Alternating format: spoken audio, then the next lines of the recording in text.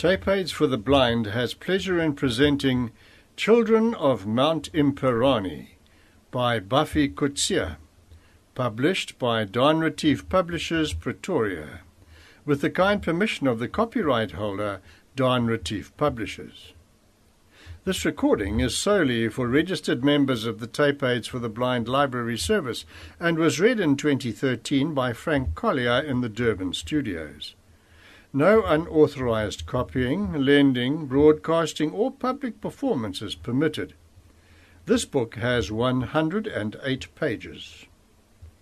Children of Mount Imperani. Chapter 1, Page 1. Vince Callard sat on his haunches amongst the thick clumps of grass on the plateau of Mount Imperani. He studied his surroundings narrowly, watching for the slightest movement amongst the bushes on the mountain.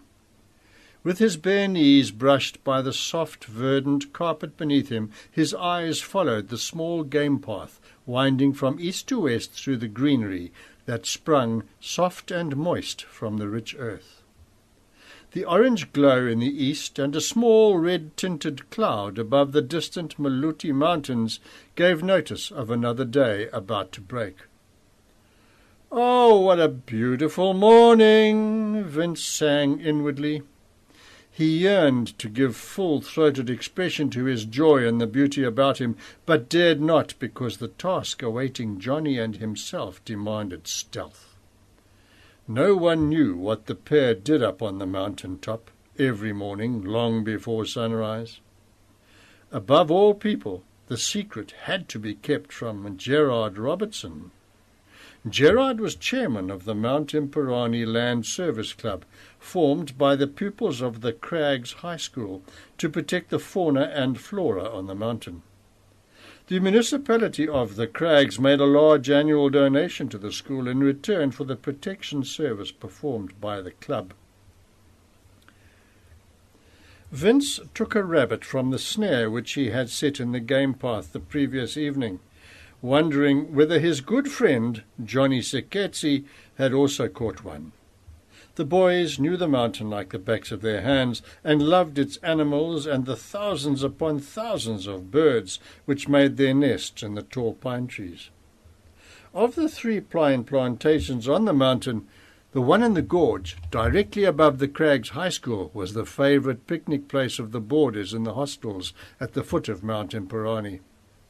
A footpath wound up the gorge from the hostels, through the dark shadows cast by the pines, to the giant crags surrounding the Imperani plateau. A single large gash in the cliffs high above the school gave access to the mountain top, enabling the Land Service Club's members to reach the plateau. Coming up onto the plateau, the first sight which would greet the landies was the so-called Summit Cliff, slightly to their right. Above the cliff was the eyrie of a pair of black eagles, nicknamed Kaiser and Princess, who could often be seen surveying the world from their nest. It was actually Vince and Johnny who had given the eagles their nicknames, and somehow they had come to be heard of and accepted by the landies. Vince guessed that his sister, Kim, who attended the high school, had told them of Kaiser and Princess. He was not a little tickled by the memory of overhearing Mr. Anton and company already using the names which he and Johnny had given the 2 fluffy eagle chicks in the nest, Big Un and Squeaks. Vince was jerked out of his reverie by a cry of distress from Johnny. "Leave me! I haven't done anything to you! I've got to go to school, please!" The rabbit slipped out of Vince's hand and made off through the long grass. Vince was dumbfounded. Johnny was big and strong and as agile as a mountain goat, so how anyone could have caught him went beyond his understanding. Vince's heart pounded as he asked himself who could have achieved the impossible and seized his friend. Surely not Gerard or Fulton, but someone had him. Then he saw the man marching Johnny off. Hey, he must be strong. The man was forcing Johnny up to the microwave station on the western slope of the mountain. Vince could see Johnny resisting his captor's grip, twisting and jerking this way and that, but to no avail. Vince followed at a safe distance. The man was so occupied with restraining Johnny that Vince was able to get quite close without being observed.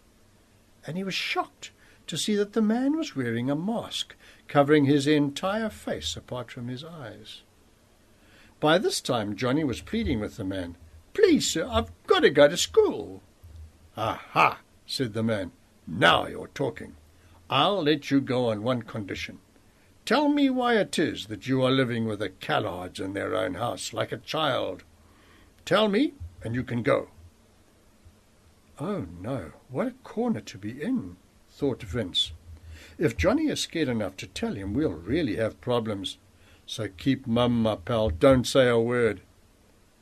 No one knew about Johnny, because the Callards lived a cut-off existence. Alfred and Beatrice, Vince's parents, lived in isolation because they had no transport, and his father was a largely immobile cripple.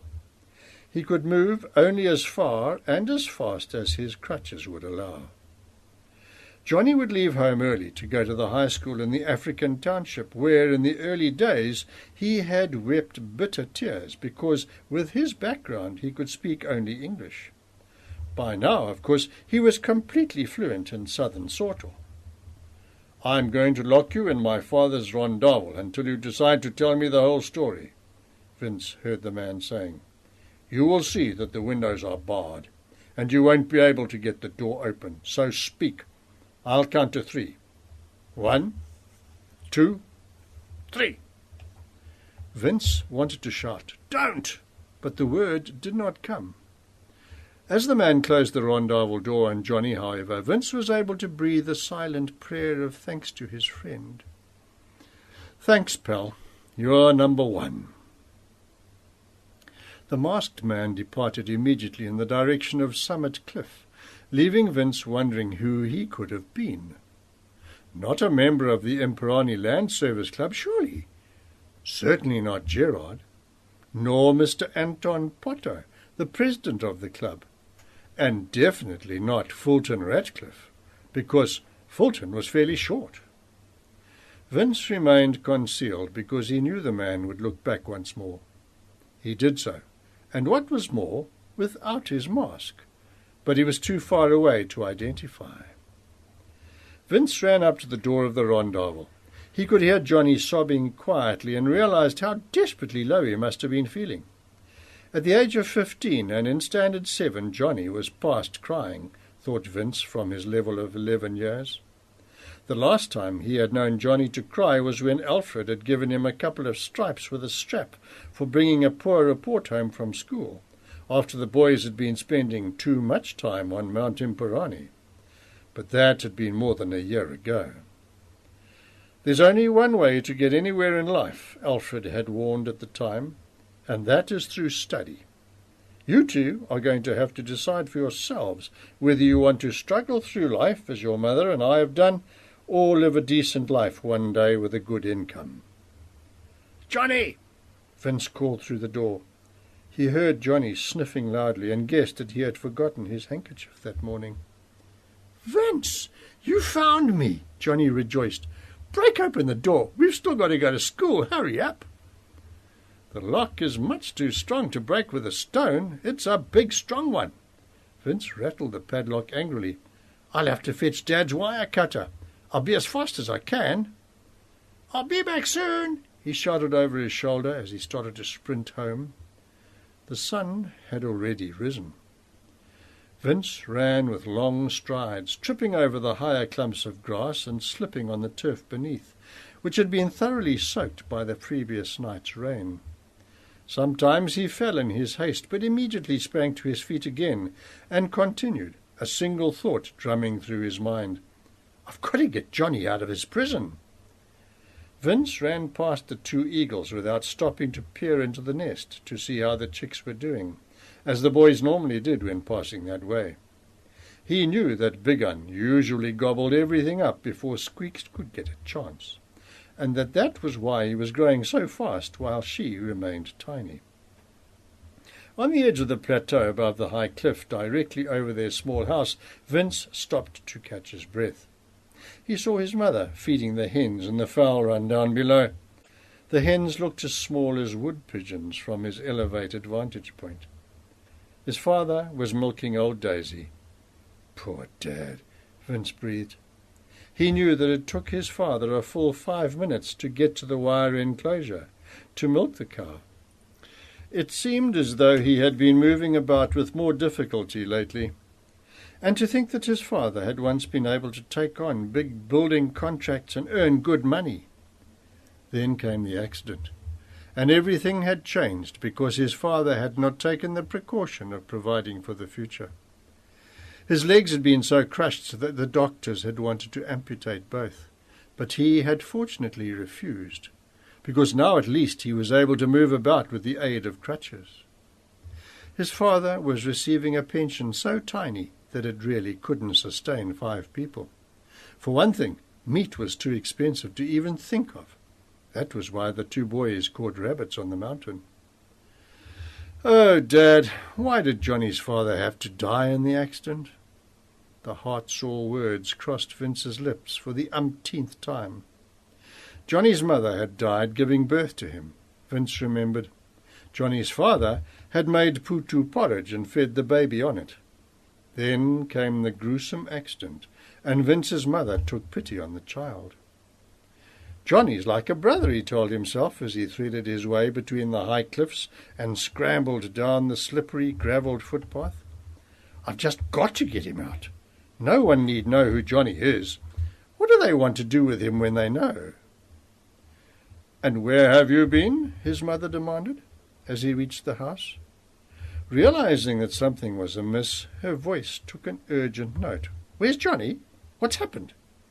Vince knew how his mother felt about Johnny. Had she not raised him as her own child? Where's Johnny? His father called. You're going to be late for school. Dad, Johnny's been caught. By whom? His father asked. A man with a mask. He's locked Johnny in the rondavel on the other side of the microwave station. Poor Johnny was crying when I left. And what now, my boy? His mother asked, close to tears. How are you going to get him out? Don't worry, Ma. I'll soon get him out with Dad's wire cutter. I'll cut the hasp off. The wire cutter's on the windowsill in my workshop, his father called. Running back up the mountain, Vince's legs felt quite weak. He was weary, as never before in his life, and had to put his hands out to prevent himself from falling flat on his face as he stumbled again and again on the gravel footpath. Back on top of the mountain, he walked for 100 meters or so to regain his breath and senses, then began to jog briskly towards the rondavel. I'm back, Johnny. You'll be out in a minute, he called. The jaws of the wire cutter slipped off the hasp as he tried to cut it, again and again, repeatedly. Once, as they slipped, the handles of the wire cutter caught Vince's forefinger, and he dropped the implement in pain. His finger was crushed, and the nail blew with the blood which had been released beneath it. He knew the nail would fall off. His father would be able to relieve the pressure of the blood under it by inserting a needle under the nail. It would be painful, but would help in the long run. What's wrong? Johnny asked. Nothing. Nothing, Ma. You've caught your finger, I know. I wish I could help. Vince got a good grip on the hasp and wriggled it up and down, up and down. Eventually it broke off, and the big lock fell to the ground. The door swung open, and Johnny hugged Vince. Thank you, Vince. You're a real pal. They left the scene quickly, picking up Johnny's rabbit first and Vince's later. What I want to know is how that man managed to get you into his clutches. I haven't the faintest idea, Johnny replied. It was only when he fell on me like an eagle out of the sky. I guess I allowed my attention to wander for a minute. I picked the rabbit up by the ears to feel its weight when the man grabbed me. I'm going to leave school and work, Kim announced that evening as they were sitting around the table. I'm tired of eating rabbit. That way at least I'll be able to buy us the odd bit of lamb or beef. What happened to you today? Her mother asked. You left home with a song in your heart this morning, and that's normally a sign that you're going to have a good day at school. Yes, your mother and I were saying today what joy your voice gave us. Now you want to leave school. Well, Dad, Mum, I'm not going to eat rabbits any more. The story that the Callards only eat rabbit is all over the place. Gerard asked me about it. What did you tell him? Vince asked. Of course I denied it. My girl, a bit of good advice, said her father. Sleep on it and make your decision after you have woken up. But surely something must have happened at school to get you into such a state. Wouldn't you like to tell us about it? Come on, please, Kim, Johnny pleaded, entering the conversation for the first time. I would rather not speak about it. It hurts. A problem shared is a problem halved, he said. Kim sat still, her eyes on her plate. Then she looked up into Johnny's eyes and asked, Did anyone see you catching a rabbit this morning, Johnny? Vince looked at Johnny and nodded. Johnny could tell her of the morning's events. Yes, someone knows about my rabbit, he said. A masked man. After he had told her all about it, she said, Yes, that agrees with what I heard. Someone caught you red-handed. I want to know who told you, Kim. Please, Johnny insisted. I've said enough for the time being. I just don't want to be embarrassed any more, labelled a rabbit-eater. That is why I'm going to work. I've made up my mind.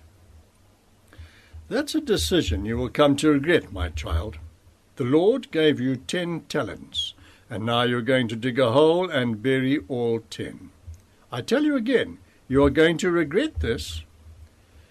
Kim glanced only once at her father, before dropping her eyes to her plate with the rabbit meat. She pushed the plate away, stood up, and ran to her room. They could hear her sobbing. Did I say something that upset her, Mammy? Johnny asked softly. Beatrice shook her head, then rose and started taking the dishes to the sink. Vince and Johnny helped her with the washing up. One can understand it, Alfred said, as though to himself. She was old enough when the accident happened to remember how we lived before it. I should have taken out an insurance policy with disability benefits, but I kept on putting it off. Kim is moving amongst wealthy people and can see for herself how well they dress, how they get everything their hearts desire, and how they are taken to school and fetched in shiny cars, while she has to cycle the whole way in wind and weather. That must make her miserable, as it does us, because there is nothing we can do about it, nothing at all. Then he fell silent and struggled to his feet. Vince helped his father to the bedroom, and when he returned heard Johnny saying, I think it is I who should go out to work. Then we'll be able to buy her clothes and other nice things. What do you think, Mammy? Vince saw his mother open her mouth, as though to speak, but it was Kim behind him who replied, I said I was going to work, and I don't say things I don't mean. Chapter 2, page 13. The following afternoon found Vince and Johnny sitting on the mountain plateau, a stone's throw from the eagle's nest. Vince thought of raising the subject of Kim's problem, but decided against it. But then Johnny asked, I wonder if Kim found out who caught me and locked me up? No, but I do think she is upset that Gerard and company know that the two of us catch rabbits on the mountain. How on earth could they know? Or is one of them perhaps the masked man? Vince was so deep in thought that he scarcely heard Johnny's question, because there was a movement in the large nest which the eagles built higher and higher each year. The nest was situated on the far side of a giant gorge, in a position no one could ever hope to reach. This gorge formed a deep, dark chasm between the boys and the nest. No one knew how deep the gorge was, or how far the eagle chicks would fall if they were to tumble out of the nest. The boys could see into the nest quite easily, looking down from the ledge on which they were sitting. Vince stared in surprise at Big Un.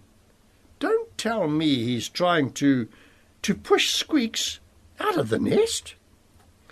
Johnny could also see Track 2. how Big Un was pushing his way around the nest, in the process sometimes forcing his way under Squeaks and sometimes walking all over her. The two boys had known for some time that the two large birds produced two young every year, a female from a cream-coloured egg and a male from a rust-coloured one. It had been thought that the two parent birds threw one of the chicks out of the nest, but Alfred, who had been studying the black eagle, told the boys that it was in fact the stronger of the chicks that pushed out the weaker one. That was why Vince was so upset. He did not believe that any of the Imperani Land Service Club members had seen this happen. "We are going to see Big Un commit a murder right before our eyes," said Johnny, rising to his feet and standing with clenched fists. Vince, too, jumped to his feet. "Poor Big Un doesn't even know that he's a murderer. It's just in his nature. We should actually pity him.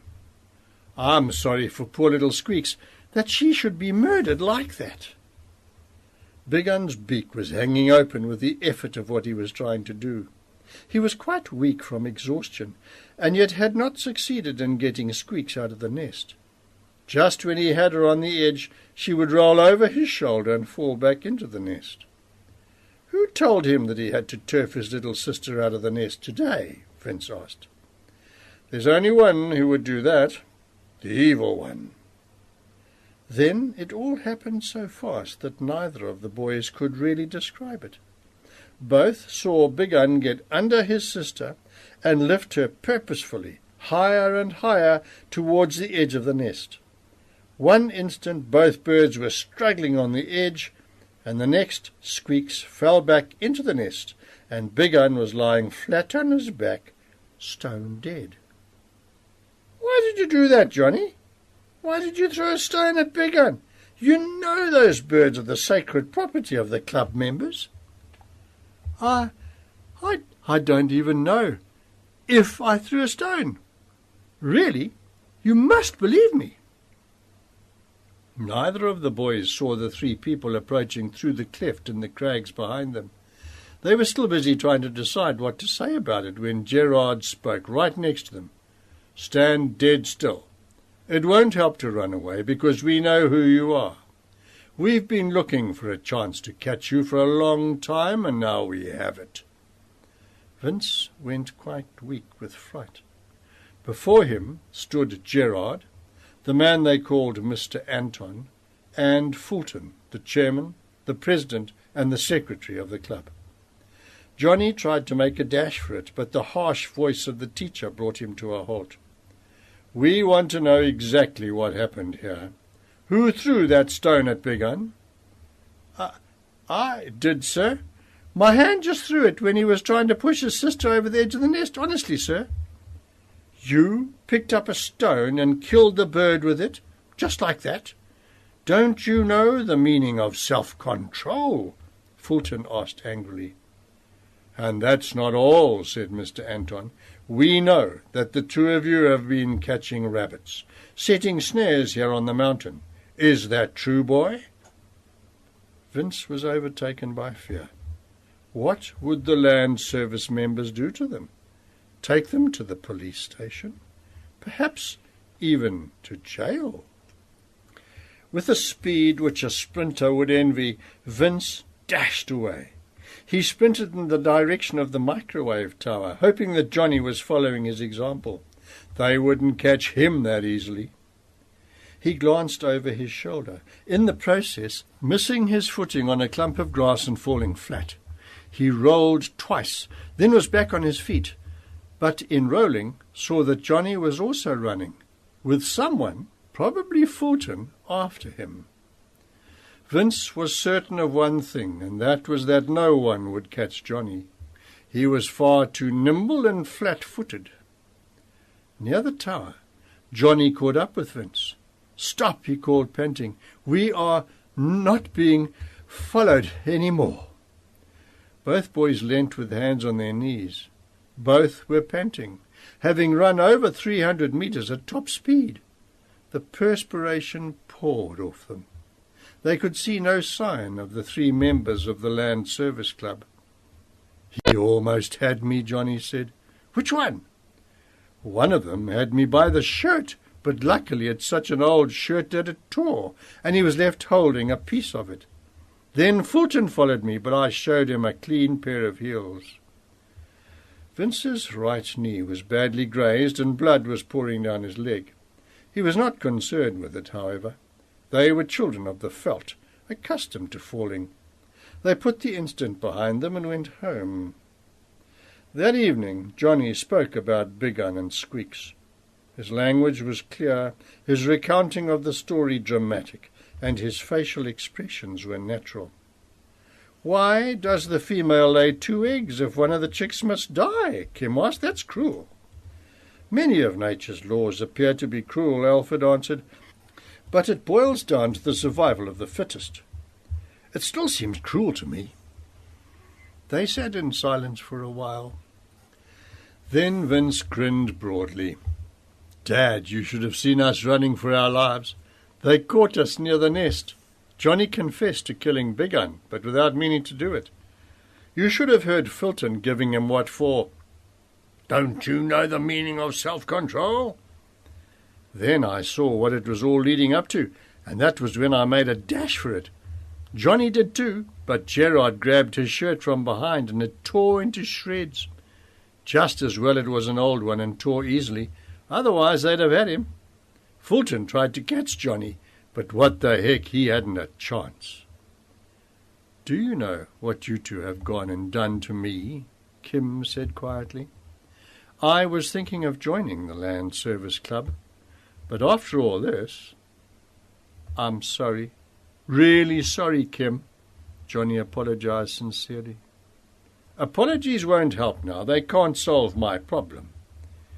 Johnny sat silently. Vince saw tears glistening in his eyes and knew that Kim had hurt him deeply. Alfred started reading. Kim did not sing as she usually did, nor did Johnny. The boy's excitement had been completely dampened by Kim. One by one, everyone said good night and went to their bedrooms. "You mustn't let yourself get depressed over my sister. She's like that, one moment happy and the next down in the dumps. We must just forget what she said." "I think we'd better go to sleep. Otherwise we won't be able to wake up tomorrow," Johnny suggested. Vince slept badly. Johnny's strange attitude worried him. About 4 in the morning he heard his father clearing his throat, and he knew he would soon call him. Sure enough. "Vince, time to rise, my boy." "Okay, Dad," Vince replied and yawned. His eyelids felt heavy and he wished he could sleep for another hour. Bleary-eyed, he got up, stretched his limbs, and then walked through to Johnny's room to wake him. Johnny's bed was empty. "Johnny!" Vince shouted, feeling down to the foot of the bed as if to find him there. "Dad!" he called urgently. "Johnny's gone! His bed is empty!" "But hasn't he just gone out for a minute, my boy? Where else could he be?" Vince lit the fire in the little Dover stove. Then he made the coffee and took it through to his parents' bedroom. His mother had already dressed. The flame burned still and straight above the tall white candle. The room was stuffy. He knew his parents seldom slept with their window open. "Now, what on earth could have happened to Johnny?" Alfred asked after sipping a mouthful of coffee. "I think he's run away. Dad, I think Johnny isn't happy here with us any more. I have sometimes seen him thinking deeply, and when Kim says hurtful things, as she did last night, there are tears in his eyes. He misses his people, Dad. That's why he wants to know exactly what happened when his father died in the accident." "I don't know much about it, only that a heavy truck came over a blind rise right in front of my car and hit us head on. That's all I know, because I was knocked unconscious straight away. I heard later that Johnny's father had died on impact." Vince had to jump to it, to do all the things that he and Johnny normally did together. He was deeply concerned. What could have happened to Johnny? He couldn't just disappear like that. Or had the masked man come and dragged him through the window without anyone knowing about it? Vince felt nervous as he ran up the mountain to see if their snares had caught anything. It was as though there was someone behind every bush or rock, waiting to trap him. When a flock of Cape pheasants suddenly flew up in front of him out of the long grass on top of the plateau, he got such a fright that he fell flat on the ground. The snares contained no fewer than 4 rabbits. Before removing each head from the noose, he looked cautiously around. He dared not let himself be seen by anyone. Vince's arms felt quite lame from the weight when he laid the 4 animals on the kitchen floor. He heard his father talking, but the words did not register. He did not hear his father praising him as a first-rater. "Has Johnny not yet come?" Vince asked. "No, son. You get ready for school. There's nothing you can do now." The thought kept nagging at Vince that someone might have come and kidnapped Johnny. He had to go and look for him. With this thought in mind, he went to the principal's office just before break. "I'm going to ask Mr. Peters if I can go home. I'll tell him I'm feeling terribly ill," he thought. Because it was the first time he had made such a request, Mr. Peters believed him and gave his permission. Perspiration was pouring off Vince as he propped his bicycle next to the kitchen door. "Well?" asked his mother as he entered the house. "Why are you home so early?" He replied that he was feeling ill. "That's because you didn't eat this morning." She pressed her forehead against his and said, "You're definitely not feverish. Have something to eat and rest." Vince went to lie down for a while. Then he slipped through the window and ran up the mountain to the rondavel. Everything was as they had left it. He whistled and waited for the jackal call in reply, but in vain. The mountain remained silent. It was as though all the birds and animals were asleep. Vince found the heat quite exhausting. He went and sat watching Squeaks for a few minutes. Her crop was shining in the sunlight. The 2 adult birds were nowhere to be seen. They had either gone hunting or were just soaring around on the wind. The sun was too bright for him to scan the sky for them. By the time Vince re-entered the house by the back door, the family was already at the dinner table. Johnny was with them. "Yes? And where were you?" he asked, still standing in the doorway. "We'll talk later," replied Johnny. "No, I want to know now." "I was in my shoes." Then Johnny laughed. "Come to think of it," said Vince's mother, "where were you? I went to see how you were and found you'd vanished." "I went to look for Johnny, Ma. The way he just disappeared, it was as though the masked man had kidnapped him from the house." "And you went to look for me up at the rondavel?" Johnny asked. Vince could only nod his head. He found a lump rising in his throat and bit his underlip to fight back the tears that were close, praying that no one else would speak to him. "And aren't you going to eat your meat, my girl?" Beatrice asked Kim. "I choke on rabbit meat. It swells up in my mouth." "And Vince went to the trouble of climbing the mountain this morning for our sakes." "Not for my sake, Mum. The very smell of it is enough to make me sick." Vince pushed his plate away and rose to his feet. He left the table and went outside to his vegetable garden. Sitting on a clod of earth, he wept as though his heart would break. Chapter 3, page 22. "Kim, I think you're ungrateful. You are hurting not only your father and mother, but also Lord Jesus." Sitting near Kim, this was the first time Johnny had referred to her attitude.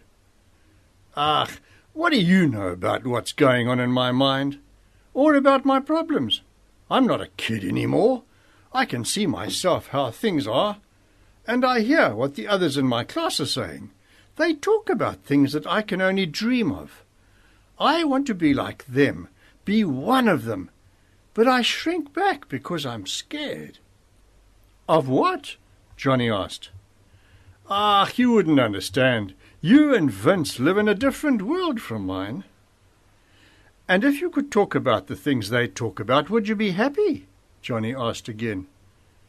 Yes, of course I would be happy. That's why I want to go out and work. I want to earn money and buy the things I want. Vince looked at her steadily. What about me, Kim? He asked. Mum and Dad can fix your problems, not mine, Kim reproached him. Vince felt disturbed. Kim had hurt his parents very deeply. And how do you think I feel? Johnny asked. What's wrong with you? She rounded on him. You're like a child in our house. You get everything that Vince gets. You are clever and pass every year. You have a beautiful singing voice. What more do you want? Johnny remained silent for a long time. Then he said, I'd like to know exactly what happened the night my father died in the accident. Why don't you ask my father, Johnny? Vince suggested. You ask him. Will you, Vince? I really don't know why you want to dig up the past, Johnny, Kim reproached him. If I were you, I would be content to let well enough alone.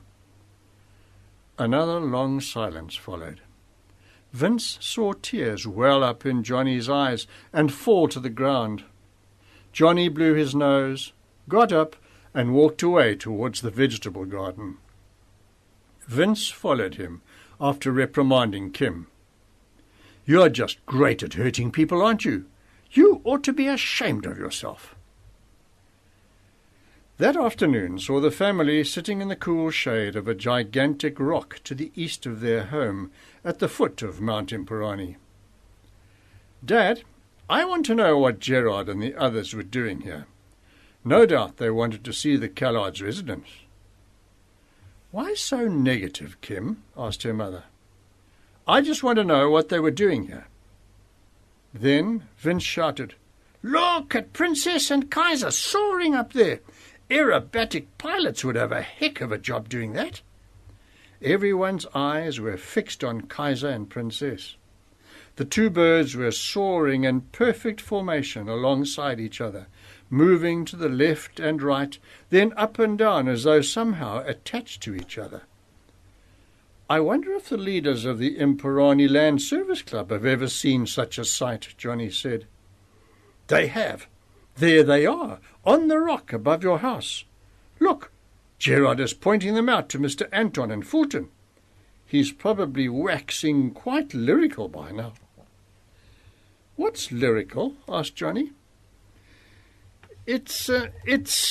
I don't quite know how to explain it, but it's when a person goes into ecstasy, tries to demonstrate his feelings to someone, Kim struggled. Or to describe something the way he experienced it, Beatrice helped. Yes, that's it, Kim agreed with her mother. Understand, Johnny? Vince could see that Johnny was overwhelmed by grief again. How he wished Johnny would come out with it and tell him what the trouble was. All of a sudden the birds started rising, higher and higher, still without moving their wings. Now, how on earth do they do that? Kim asked in surprise. Airstreams, said her father. Cold air sometimes moves in at a great speed and lifts the warm air. The birds are surfing on airwaves, more or less. Soon the eagles were just tiny spots against the cloudless sky. Oh, how lovely it must be to soar like that, said Kim. Higher and higher, so high that no one on earth can see you.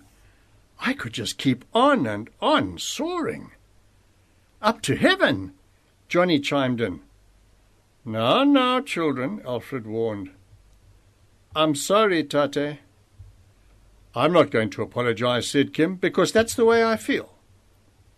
Is that because Gerard and company were here the other day? Her mother asked. By the way, what were they here for? Kim asked directly. But Vince interrupted. Look at Kaiser dropping. There! It's as though he's got lead tied to his feet. Look, Dad! Kaiser shot straight down towards the ground.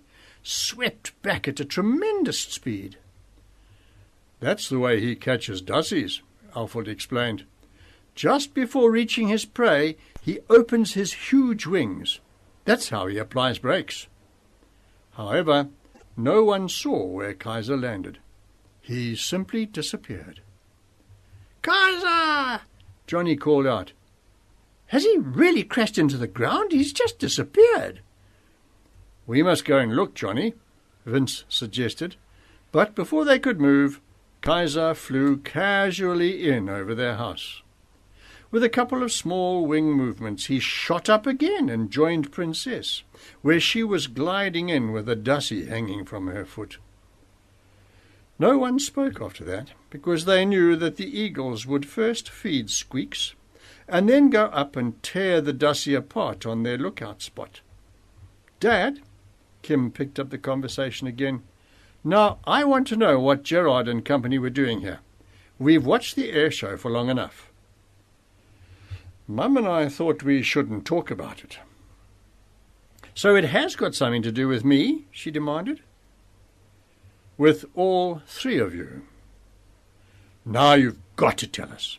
I want to know everything, Dad, because that will help me to decide." "Decide what?" her mother asked. "No, Dad must first tell us." Vince was just as inquisitive to hear. "Yes, we also want to know, Dad," he joined. "They want you to join the club, Kim," Beatrice said. "You must lead them in the campfire songs. They are actually after your voice, my child, and that's something to be proud of." "I'm not going to make a fool of myself, Mum. You should see how the girls dress. I'm not even talking about cosmetics. Even their toenails are painted, and I haven't got anything to put on my nails. They might as well forget about me." "And us, Dad? Johnny and me?"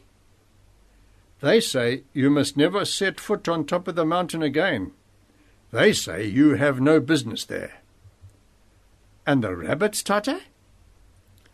"We'll just have to manage without meat in future, that's all." "We have as much right up there as they have, Dad. Who do they think they are?" Vince said indignantly. "Well, I'm only telling you what they said," said his father. He struggled to his feet, picked up his crutches, and moved off towards the house. "You see," said Johnny, "Tate won't talk about the accident. There must be a reason why he keeps drawing a veil over that day."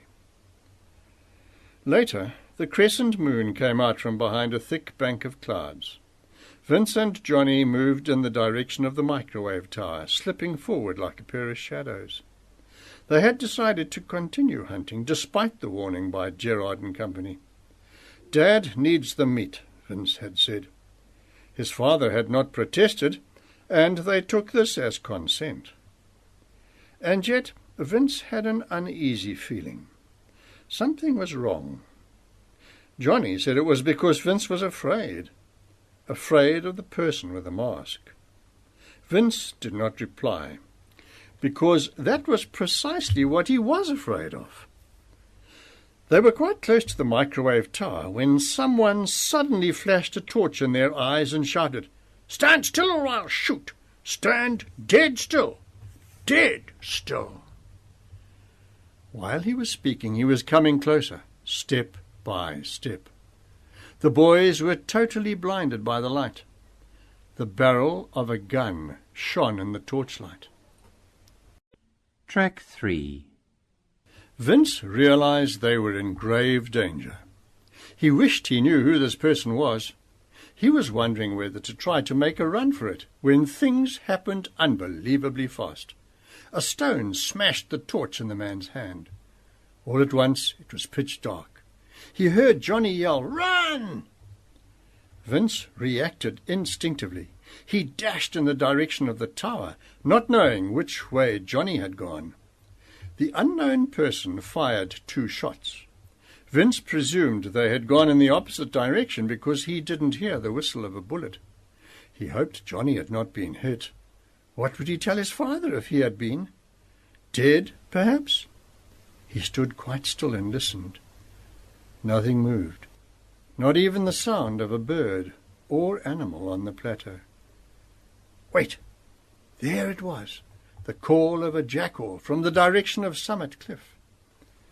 Then, after a last long call, deathly silence.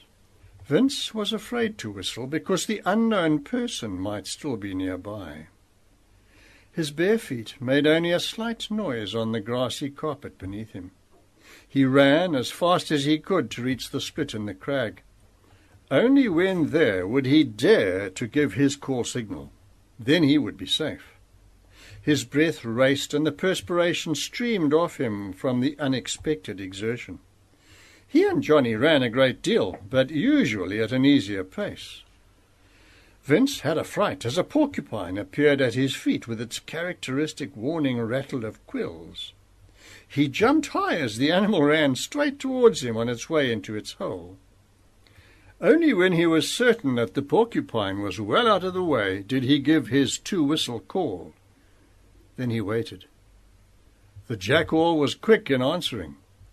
He was not far from where Vince was standing. The boys were thrilled to see each other. "That one was a close one for you," said Vince. "What if he meant to shoot?" "I think he just wanted to frighten us. I think it was the masked man again. He's not going to leave us in peace." They walked on in silence towards Summit Cliff. "What about the rabbits we wanted to catch, Johnny?" "Why don't we just set our snares here? The rabbits are all over the mountain." "Sure, why not?" Vince agreed. Minutes later the two friends disappeared through the cleft. They knew the footpath down it so well that they could have walked it blindfolded. "We'll have to make sure that we're up the mountain at dawn, Johnny," said Vince as they approached the back door. They crept silently to Vince's room, and as the glow of the candle spread through the room, Johnny said, "I think I'll go to bed. I'm quite tired." Just then the bedroom door swung open, and Kim came in quickly, closing the door softly behind her. "Where were you two?" she wanted to know. "On the mountain. Why do you ask? Is something wrong?" Johnny wanted to know. "Yes, there is. Dad is terribly upset. Gerard and Fulton were here. They said someone was shooting up on the mountain, and they wanted to know where you were. And when Dad said he didn't know, Gerard said, 'I'm sure they were the ones shooting on the mountain. 2 shots. They thought that you had gone hunting on the mountain with Dad's gun. We looked everywhere for the gun and couldn't find it. Now, honestly, were you shooting on the mountain?" Chapter 4, page 32. After Kim had gone, the boys sat quietly for a long time. Then Johnny said, "She doesn't believe us. She's going to tell Tate that we were the ones shooting. She's very upset. She thinks we are stubborn and difficult." Then they heard the floorboards creak. The door opened, and Alfred came in with the strap in his hand. He was a man of action rather than many words. "Come here, Vince," was all he said.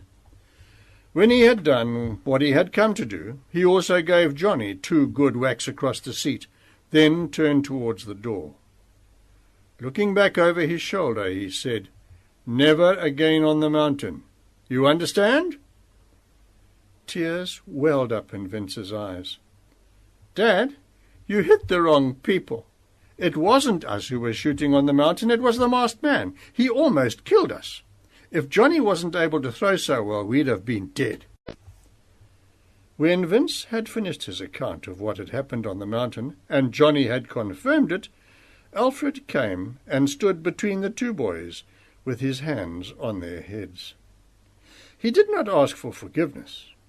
He just stood there for a long time, then turned and walked very slowly out through the door. The 2 remained sitting. Then Vince heard Johnny sobbing. That was unusual for him.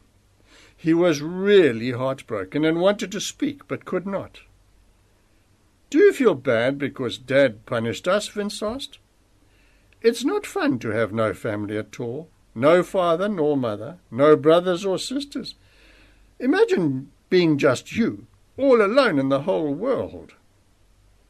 The two of us are like brothers, Vince tried to comfort him. I love you, but you are not my brother, only a friend. Vince slept very badly that night. He lay thinking of Johnny. He had never behaved like this before. He had always been full of life and corny jokes, but not now. When his father called him the next morning to come and make coffee for him, these dark thoughts remained with Vince. He simply could not understand what had happened to make Johnny unhappy with them. Actually, he thought it was probably Kim's fault. He took the coffee through to his parents and told them of Johnny's heartbreak. He's longing for his own people. He is growing up and is starting to think of the future, said his father. The two boys said little to each other as they climbed the mountain long before dawn. Vince remembered his father saying to his mother after he had come out of hospital, "The child is our responsibility." He also knew that his mother had played her part as mother. Vince was thinking of these things as he walked in Johnny's footsteps. He saw Johnny's calf muscles tensing and relaxing with his long strides up the mountain. Johnny was well built and much stronger than he was, yet if it came to a tussle, it was always Johnny who gave up first. He thought he knew why. It was because Johnny felt sorry for him. He never hit Johnny as if he meant it, because Johnny would have knocked him out. Johnny had a very gentle nature, and as a result, they hardly ever became cross with each other. There were 2 rabbits in Vince's snare, and 1 in Johnny's. Then the boys went to look at the eagle's nest. It was perfectly safe, because Gerard and company never came up the mountain so early in the morning. Squeaks was acting like a loony in the nest. She was moving from one side of it to the other and making little piping noises. Kaiser and Princess were perched, at ease, on their lookout tower, a point on the cliff near the nest which was big enough to hold both large birds.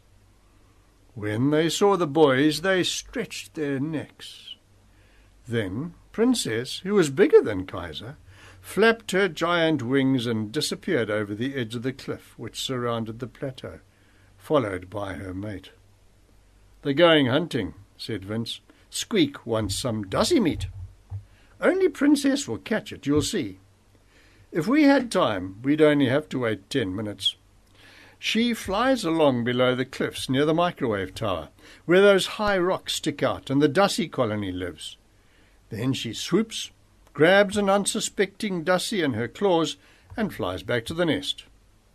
He recalled the beautiful pictures of eagles' claws and talons which he'd seen in his father's book. "It's strange," said Johnny, "that a heavy dussy doesn't slip loose and fall to the ground. She catches them with 1 claw only.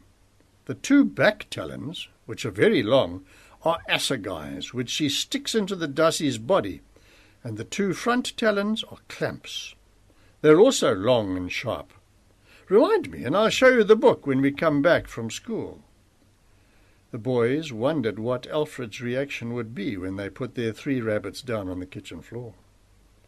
Alfred and Beatrice were sitting over their coffee cups at the kitchen table, which was clean and white. They were engaged in serious conversation, but when Vince and Johnny pushed open the kitchen door, they stopped talking. Vince wondered why. Had their conversation perhaps been about the boys and their rabbit hunting on the plateau? "Where's Kim?" Vince asked, to distract his father's attention from the rabbits. "Gone to town," replied his mother. "You mean to school?" "No, to town," replied Alfred. "She's gone to look for a job. Kim was quite impossible this morning. She even shouted at us. She said she saw no justice at all in life. She thrust the gun into my hands and said indignantly, 'The boys hid it under Johnny's bed for some or other reason. Then they got a hiding for something they didn't do. You might at least have given them a chance to explain.' I said I'd given you the opportunity and had offered my apologies. 'Or do you want me to do it in your presence?' I asked. She didn't reply. Then she left for town on her bicycle without saying goodbye. I don't know what's got into that child. For a while, nobody spoke. Vince was upset by Kim's attitude. There was no reason for her to take her problems out on his poor father, he felt. He would not allow it. On the other hand, he did not know what to do about it. Kim did not allow herself to be prescribed to by him. But then Johnny said something which made him feel better. "Tate, do you know what it feels like when you put your hand on my head?" It felt like my father's hand. It spoke to me, that hand. I will remember it as long as I live. They waited until 5 that afternoon, without any sign of Kim returning. Vince decided to go out on his bicycle and look for her, but his mother stopped him. "She will turn up some time," she said. The rabbit meat was just perfect, soft and juicy. It made a feast fit for a king, the boys thought. Beatrice dished up a plateful for Kim and put it into the oven of the little Dover stove. Vince heard her sigh. "Oh, that child!" She said it like a heart-sore mother who feared for the future. The boys did their homework and then shared out the afternoon chores. Vince would draw water for the house from the spring against the mountain slope and bring it in. There were also a couple of vegetable patches and a flower garden that needed watering. Johnny took the axe and handsaw and went out to fetch firewood. They agreed to meet each other at home just before sundown. Vince walked to the spring under the dense wild sage bushes against the mountain slope. It was cool there. He lay on his stomach and drank from the spring, and while he drank he thought of the woman from whom Jesus had requested water. She did not know the meaning of living water. He and Johnny knew, though. It was spiritual water which slaked a person's thirst for the Lord, just as the cool spring water was slaking his thirst. Vince dipped his head beneath the surface, lifted it, and shook the water from his short hair. His shirt was soaking wet, but that was part of the joy of being free here in his natural surroundings. Hey, despite everything, life was still worthwhile, he thought. His father was not cross with him any more and had even tried to make a joke of it. And Johnny was a wonderful friend. He wanted none other. Those people had just better leave him alone. Putting down the 2 10-litre buckets, Vince stood for a while near the spring. Then he filled the buckets and carried them home. After that he led a stream of water into the garden near the spring and irrigated the vegetables and a small patch of flowers. When Vince returned, after completing his chores, Kim had not yet come home. Johnny was also still away. Strange, he thought, because Johnny's word was his deed. Where was he? Had he perhaps been bitten by a snake? There were plenty of them in the area. He decided to go and find out what Johnny was up to with the firewood. His mother was also extremely upset because of Kim's continued absence. "Alfred, something must have happened to Kim," she said. Her face betrayed her fear for the safety of her daughter. Vince saw that his mother was very close to tears. By this time she could be lying unconscious in hospital. The boys in the town are so careless on their motorbikes. "Vince, my boy, fetch your bicycle and go and look for her at once." "Your mother is seeing spooks behind Mount Imperani again," his father said. "With her imagination, she should be writing books. But still, I think you should go into town and try to find Kim. But first, stand on the big rock and give your call for Johnny. At this quiet time of day, your whistle can be heard a long way off." Vince scrambled up the big rock near the house on the cliffside and gave his call signal. He waited for the jackal to reply, but no sound came to his ears. "He's not answering, Dad," he said on returning to the kitchen. "And, Mum, stop worrying. We'll be back within an hour." He sprang onto his bicycle and pedalled off towards the town as fast as he could. He knew virtually every stone on the gravel road, and within a few minutes he was entering the crags. He rode to Main Street, where he dismounted and looked about, in doubt as to his next move. The main street of the town was virtually empty now that the shops had closed. Only a few cars and pedestrians were moving about. It would be a difficult task to find someone here.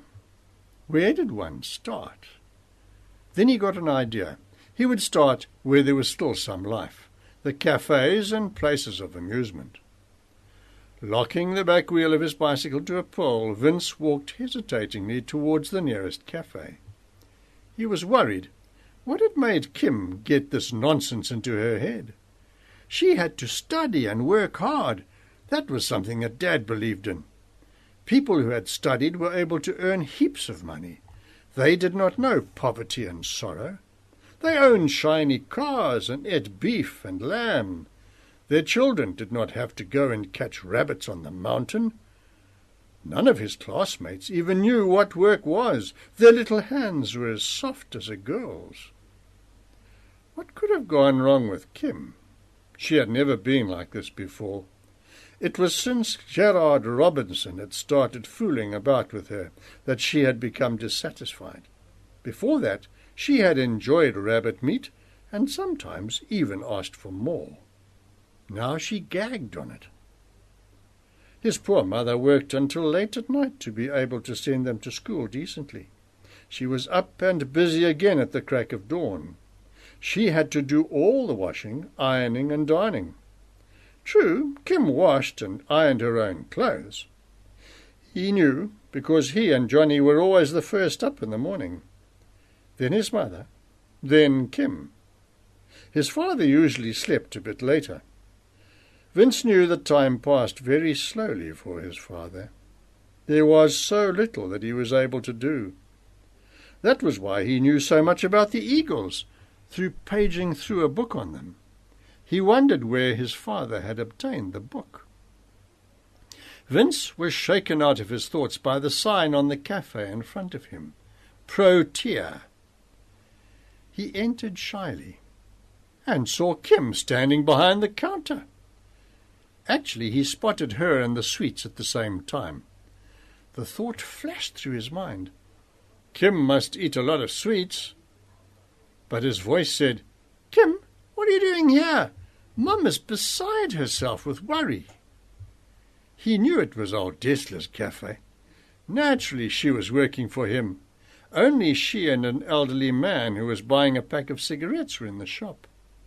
Vince saw the man give her a 20-rand note while she was staring at him blankly. "Come on now, give me my change," the man said. "I haven't all day to stand and wait. What are you looking at the money like that for? The cigarettes cost 76 cents, so you must give me 76 from 100 cents. That's 24 cents. The man stood and waited for his change. Vince saw Kim blushing. He knew that she was very tense and confused. "Dessler!" the man shouted. "What are you doing with such an idiot behind the counter?" Mr. Dessler entered through a side door. "What's going on?" he asked. "This silly little girl doesn't know how to work with money." Mr. Dessler took the banknote out of Kim's hand. He counted the change into the customer's hand. "If you want to see me here again, you'd better get someone else behind your counter," the man said over his shoulder as he left the shop. Vince knew that his sister could not handle such an insult. Track 4. As he expected, she gave Mr. Dessler one sideways glance and walked out through the front door of the cafe. "Your day's pay," Vince heard Mr. Dessler calling after her, but Kim took no notice of him. She ran down the street. Vince caught up with her, grabbed her arm and forced her to stop. "Don't you want your money, sis?" he asked. "No, I don't want anything to do with him. I just want to go home." "Where's your bicycle?" "It's standing against the side wall in the narrow alley." "My bike's in front of that shop over there. Wait for me there. I'll go and fetch yours." Vince ran back and within a few moments had returned with Kim's bicycle. She was sitting on the curb, her head hanging in despair. "Come on, Kim, let's go. Everyone's very worried at home." She did not speak, but mounted her bicycle. She rode at a snail's pace, as though unwilling to return home, even though she had said she wanted to. "What's wrong, Kim? Why aren't you speaking to me? I haven't done anything to you." When she still said nothing, Vince jumped off his bicycle, grabbed hers by the frame above the rear seat, and braked her to a stop. "You're not going home like that. Tell me, did anything happen, besides the man who treated you so rottenly?" He stood in front of her. The moon lit up her face, and he saw distress in it. Her lower lip trembled. Something dreadful must have happened to her. "Did anyone say or do something to upset you like this, Kim?" he asked sympathetically. Kim remained silent, just stood there in the silence of the night. "Why don't you want to tell me? Or just say the person's name and then I'll know." "It's Gerard and Fulton," came the answer, whispered softly. She pushed her bicycle a few paces forward, then swung onto the saddle. Suddenly she pedalled so hard that the chain positively groaned. She raced clean away from Vince. At the railway line, however, Kim tumbled off her bicycle. Her screams tore through the night air. Leaving her bicycle where it was, she ran home, her screams echoing and re-echoing off the high mountain crags around. Chapter 5, page 43. Vince saw the front door swing open and his father come out holding a candlestick above his head. The candle flickered low, but nevertheless cast a bit of light. Then he heard his father calling, "What's happening, Kim? What's the matter with our child, Beatrice?" Vince saw his mother edge past his father in the doorway and run to meet Kim. She embraced her daughter, pressing her to her bosom. "What's wrong, my girl?" Vince heard the sympathetic voice he knew so well. "A black shape. He just appeared behind the rock at the railway line. He wanted to grab me." "Calm down, Kim," said Johnny. "I didn't want to give you a fright. I went to look for you too, and when I heard your bikes coming along the gravel road, I stood there and waited." But Kim had fainted and heard nothing of what he said. "Bring some water, Vince. Hurry up," Beatrice called. She laid Kim down on her back, lifted her head and bent her over forwards. Even before Vince had arrived with the water, Kim had started to come round. "Stay sitting, my child, and drink a bit of water. Give it here, Vince." She held the glass of water to Kim's lips, and Kim gulped it down as though dying of thirst. "You must believe me. I didn't want to give you a fright," said Johnny. "I was only waiting for you at the railway line. Then I realized my mistake of walking in front of your bike. I thought you'd already seen me. I'm terribly sorry. You know how we all feel about you. I certainly wouldn't try to give you a fright." But then Kim started weeping uncontrollably. She cried as though her heart would break. "Good," said her father. "Let her get it all out. That'll calm her. She must have had a terrible experience." "Make a fire for us, Johnny. I want to make coffee," said Beatrice. "It doesn't matter when we get to bed. This thing must be got out of Kim's life. She must just talk, empty her heart. Then she'll be our beloved little Kim again." They each had 2 cups of coffee. Later they spoke about eagles and the huge chasm. "No one knows how deep that chasm is, not even Gerard and his lot," Vince said. "Don't ever mention that name in my hearing again," Kim shouted. "This is the second time you've let drop that it was Gerard and Fulton who hurt you," said Vince, to the great surprise of his parents. "I think you must tell us all about it now, sis." "What did she say before, Vince?" his father asked. "I asked her specifically who it was that had hurt her, and she said Gerard and Fulton." I remember this, now that she's mentioned it again.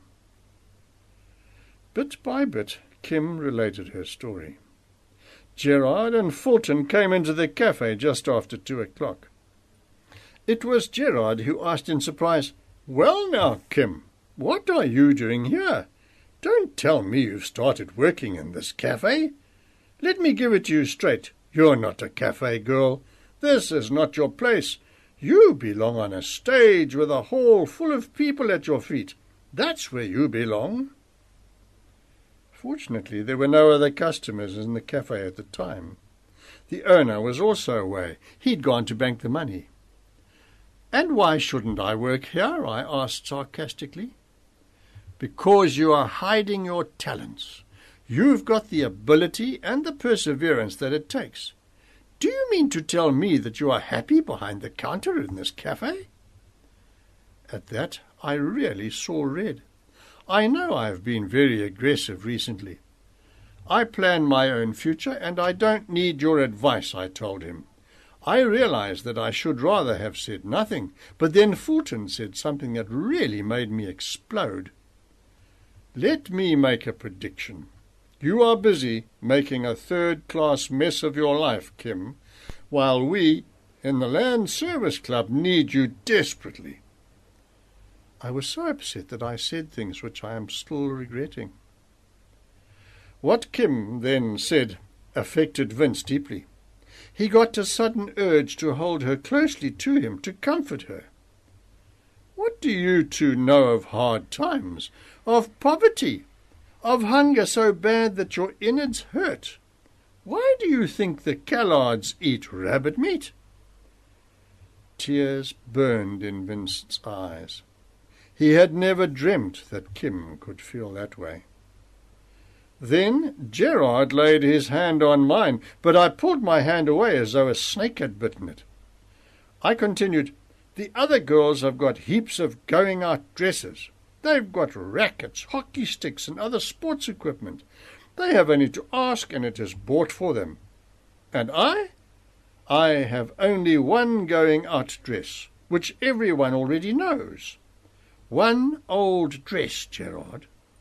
No lipstick, no powder, no cosmetics. And now, Gerard, you'd better get out of here. I don't ever want to see you again. Never again, do you hear?" Fulton walked to the door, but Gerard remained standing there next to me. I looked straight in his eyes and kept on looking. I wanted to see if he was as strong as Mr. Anton says he is. He did not look away. It was I who looked away. I heard him say, "You, Kim Callard, are going to play an important role in the Free State and Northern Cape Land Service Club rally during the October school holidays. You are going to take full responsibility for the choir, and you will also have to give a vocal solo. Time flies, and sometime or other you will have to get going. Goodbye, Kim, and may you succeed in solving your problem." I looked up and could see the two boys leaving the cafe by the double door. Then I stamped my right foot on the floor and said aloud, "Go to blazes! I don't want to have anything to do with you or your old project. Go and find one of your girls to help you." "You made this decision when you were emotionally upset. I do think you should help them, because you really can, you know. You will be very sorry if you persist in this attitude," Beatrice warned. This was exactly how Vince also felt, but he did not say a word. It was well past midnight before Johnny had the opportunity of telling Vince about his wonderful experience. They had gone to Vince's room and were sitting next to each other on the bed. "Where have you been for so long, Johnny?" "I made a big discovery," Johnny replied. "What?" "Guess." "Is it about the eagles?" "No, not exactly." "Well, what is it? Have you found some spot teeming with rabbits?" "Cold. You must come lower down on the mountain, below the rocks." "Another?" "No, that can't be.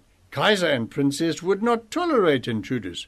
You remember that day how they dealt with the fish-eagle, sent him away with hardly a feather? Oh, you thought I had discovered another eagle's nest, still ice cold. I give up. Tell me, come on. I discovered a huge cave, almost directly above the spring. You remember those wild sage bushes that grow close to the rocks? I scrambled into that thicket searching for wood. Then I saw the entrance behind a thick shrub. I carefully climbed over a big rock in the entrance and then down the other side, and into this huge cave. It is as big as a whole house. Tomorrow we must take your father's shooting lamp and go exploring. If we hide there, nobody will ever find us, not even the land service chaps. Go on. Shall we be able to sleep there? Or even spend the whole December vacation there? We can snare rabbits and roast them over the coals. We can eat berries for bread. Or what do you think, Johnny? No, I wondered whether I should perhaps move there. I'm afraid that I may eventually become an embarrassment to Kim and your parents. I sometimes wonder what Gerard and the others say about my living with you. Now you're talking nonsense, and you know it. What Gerard and the others think, all of them, leaves us cold. Mum and Dad brought you up as their child. Johnny sat for a long time without saying a word. Then he said, "We must go to bed." "No, Johnny, out with it. What is worrying you? Come on, out with it. I shan't sleep until I know what is going on in that head of yours." Johnny just sat there staring at the candle's little flame, erect and without a flicker. Vince got up and stood in front of Johnny. He looked deep into his eyes and said, "Speak up, Johnny. Tell me, what is worrying you so much?" Johnny just looked away. Vince could see that he wanted to talk, yet he remained silent. Vince would do anything to help his young friend. Whatever it was that was hurting Johnny so much, there was something that stopped him speaking. "I—" began Johnny, but he swallowed his words. "Please, Vince, some other time." "Tonight. Now," persisted Vince. I went to my principal one afternoon. He had invited me for coffee. When we had finished our coffee, he said, "I'm walking a little way with you." And when we were some distance from the house, he asked, "Tell me, son, how does an African boy feel about living in the house of white people? With them, as one of them?" "Why are you asking, sir? Is it because you want to know what our family relationship is, or is it just out of curiosity?" I answered. "Both. I shall tell you what I think. I do not consider it advisable for you to stay on there. You are welcome to come to my home until other arrangements can be made. You see, Johnny, you may become an embarrassment to the Callard's daughter." "Ah, Johnny, what a lot of nonsense! Forget it," said Vince, now very upset. When Kim got home one afternoon a week later, she was her old self again. "You're cheerful, my child," Beatrice remarked. Vince could see that she was smiling. Suddenly he felt worked up. He had wanted to tell them about Johnny's principal, but had not had the opportunity. "After dinner, I'm going to the mountain," Vince heard Johnny say, just as he was about to speak. "Are you going to see how Squeaks is progressing? I'm very curious to see whether her white feathers have turned yellow." By now Vince had completely forgotten what he was going to tell them. "I'll go with you. I want to make sure where to stand when conducting the choir." Both boys stared at her. This really was a surprise. "Wonderful! It'll be a real treat to be together for the first time on the mountain plateau," shouted Vince joyfully. "Have you then decided to enroll at last and assist Gerard's group, my dear?" Alfred asked gently. "Yes, Dad. Gerard came to speak during the school break. He has convinced me that I shall enjoy it and that the experience will mean a lot to me. It is a sin to throw the talent that God gave you back in his face, he said. I have now decided to train the choir on the mountain for the provincial camp. It will be during the October holidays. Vince and Johnny were waiting patiently at the back door.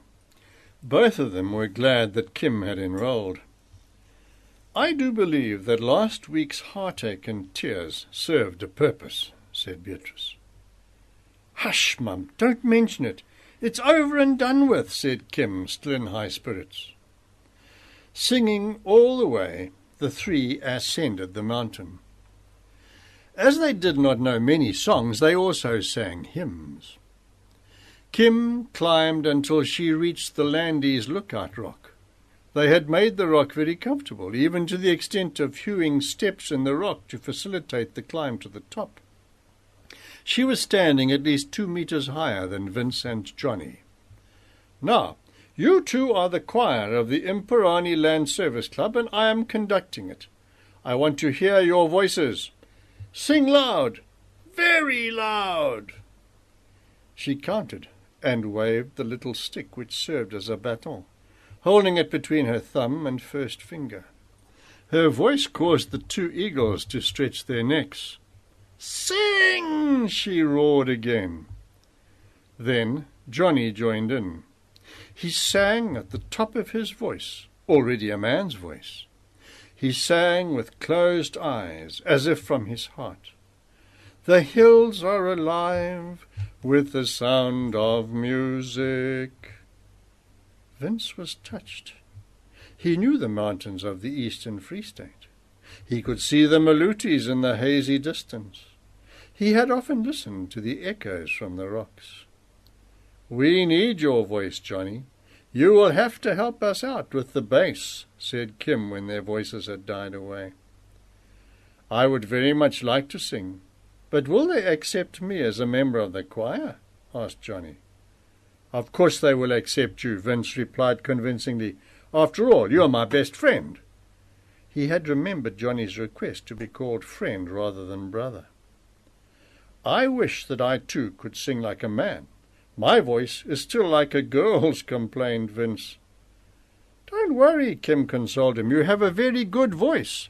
In a few years' time, the 3 of us will sing as a trio at the Republic Festival. At that moment, Princess interrupted.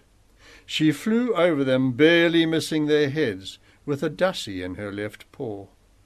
They had been so occupied with their singing that they had not noticed that she had gone hunting. The 3 of them, astounded, witnessed a thrilling drama. Princess tore open the Dussie's stomach with her beak, as if with a razor-edged knife. Kaiser joined her there on the high rock near the nest. They first cleaned the entrails, then swallowed them. Princess opened the head and swallowed the brains. Her beak is more powerful than our hands, said Vince, watching the scene in awe.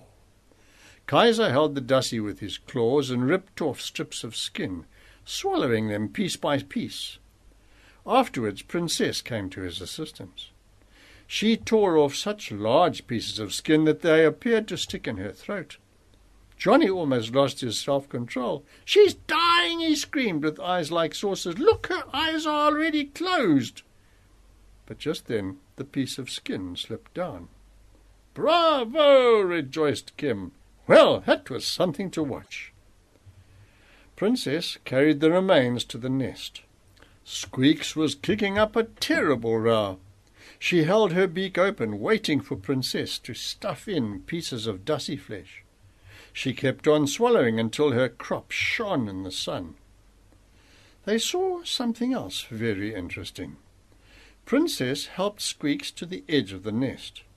She turned swiftly round and let her droppings fall well away from the side of the nest. Kaiser busied himself cleaning the nest. He threw out the unswallowed bones. Princess had a little stick in her beak. She hopped to the edge of the nest and dropped the stick over the side. There was blood on the stick, said Vince. That is why she threw it out of the nest.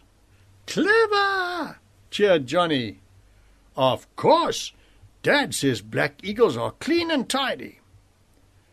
They were still sitting there chatting when 2 crows flew boldly over the eagles who were perched side by side on their lookout tower.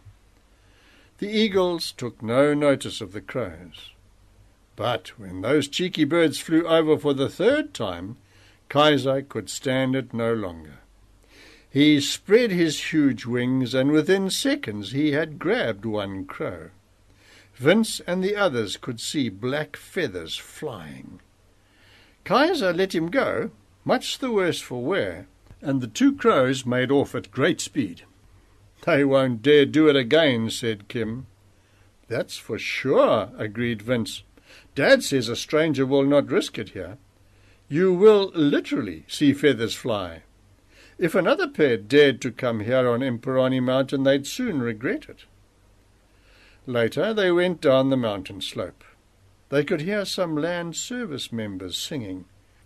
Just in time, said Kim. No, look, said Johnny. Kim and Vince stopped and looked back. A group of 10 boys were standing above them, singing. Drink to me only with thine eyes, and I will pledge with mine. Kim heard them singing. She fled home. She did not understand boys. They are so ridiculous, she said as she went in through the kitchen door. Chapter 6, page 53. It suddenly became cold.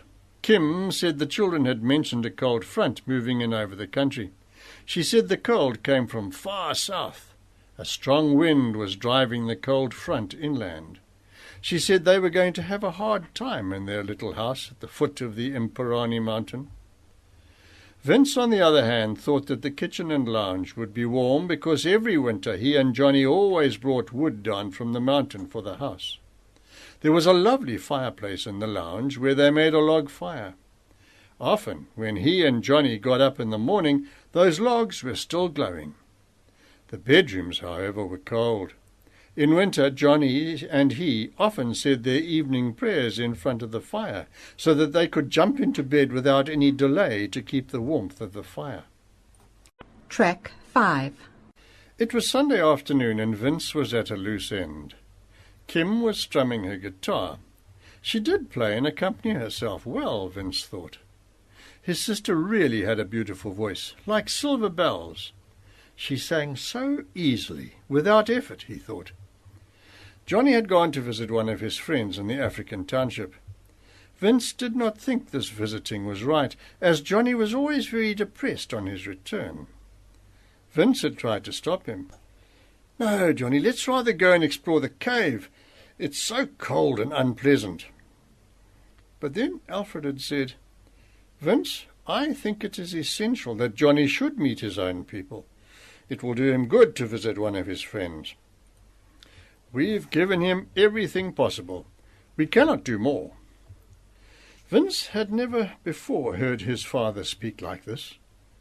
Did his father not want Johnny any more? Come to think of it, he had been with them since birth. It had never entered his mind that it was strange for Johnny, an African boy, to live in their home. His mother often told him how she had made sour porridge for Johnny, and how healthy he had been. When Vince was older, he had gone with Johnny to catch rabbits and fish. To him that had been a wonderful experience. But now all kinds of problems were cropping up. As sure as his name was Vince, he would not allow Johnny to leave. He was much too fond of him. Without realizing where he was going, Vince slowly went up the mountain slope.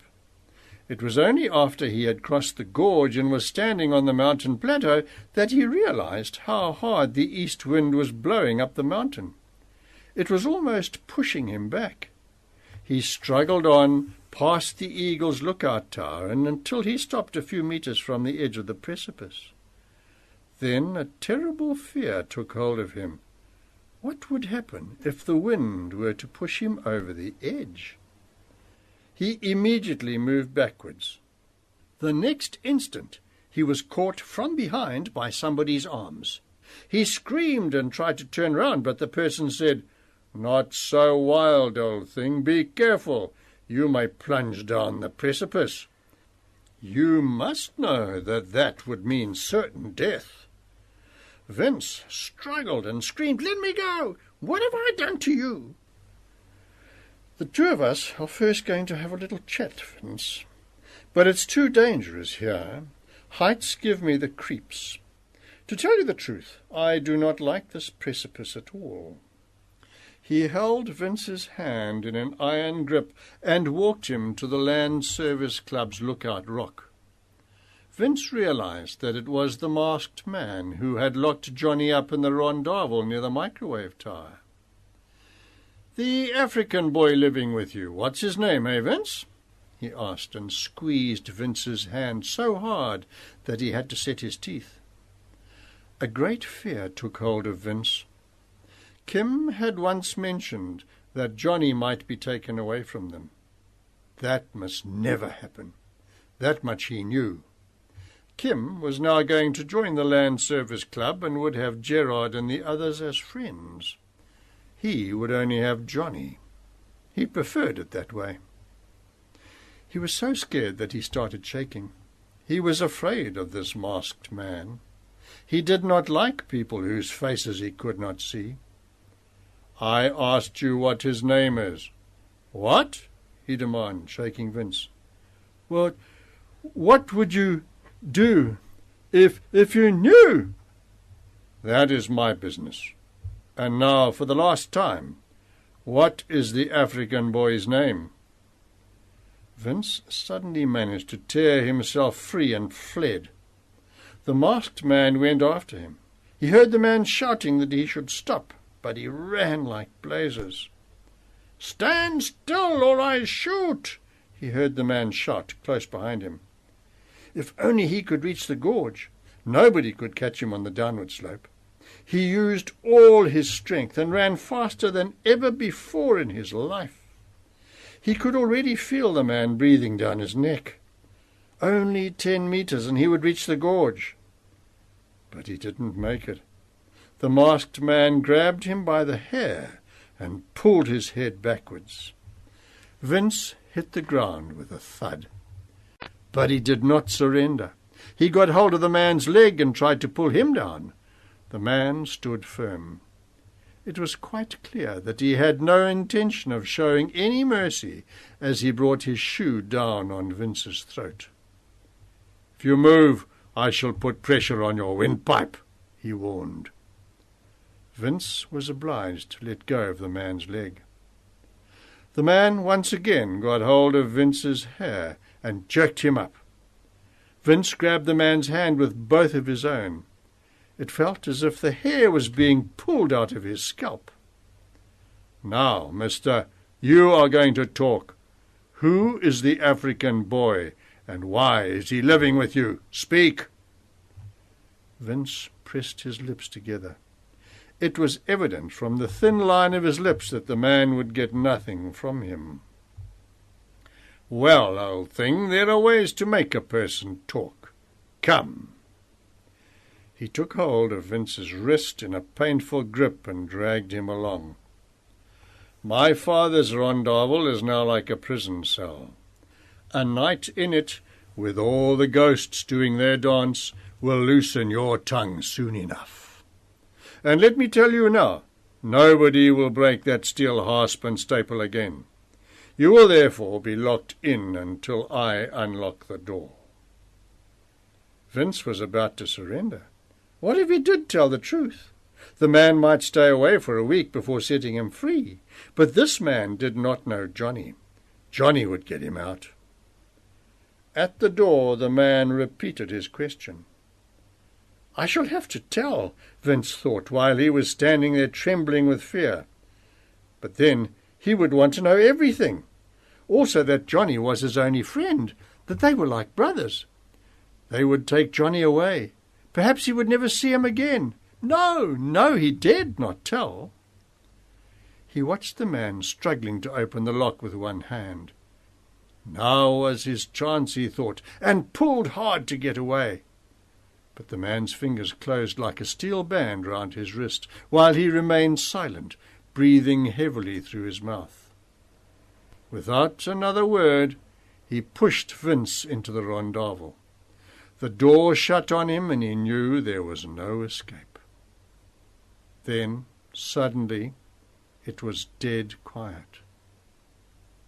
There was not a sound on the mountain. In the rondavel, a cricket chirped. Vince was glad there was at least one other living being in the room. He knew that Johnny would come searching for him. He also knew that Johnny would come and bring pliers with him. Johnny was intelligent. He sat with his back against the door. He wished the cricket would chirp again, but the cricket had stopped playing his violin and was resting under a piece of newspaper. And then came the thought of the ghosts which the man had mentioned. Johnny believed in ghosts. They were persons wishing to avenge the injustices they had suffered during their lifetime. That was exactly what would happen to Johnny if he were taken away, only because he was not white. What did the colour of one's skin matter, he wondered. It was a fact that, according to history, the white people had taught the Africans about Jesus and his great love for all those who believed in him. That was why the Voortrekkers, reading about Jesus in their Dutch Bibles, knew that God expected them to tell the African people, who did not know of him and his great mercy, of his love. They had to teach the African children to read and write, so that, just like Johnny, they could read the Bible themselves.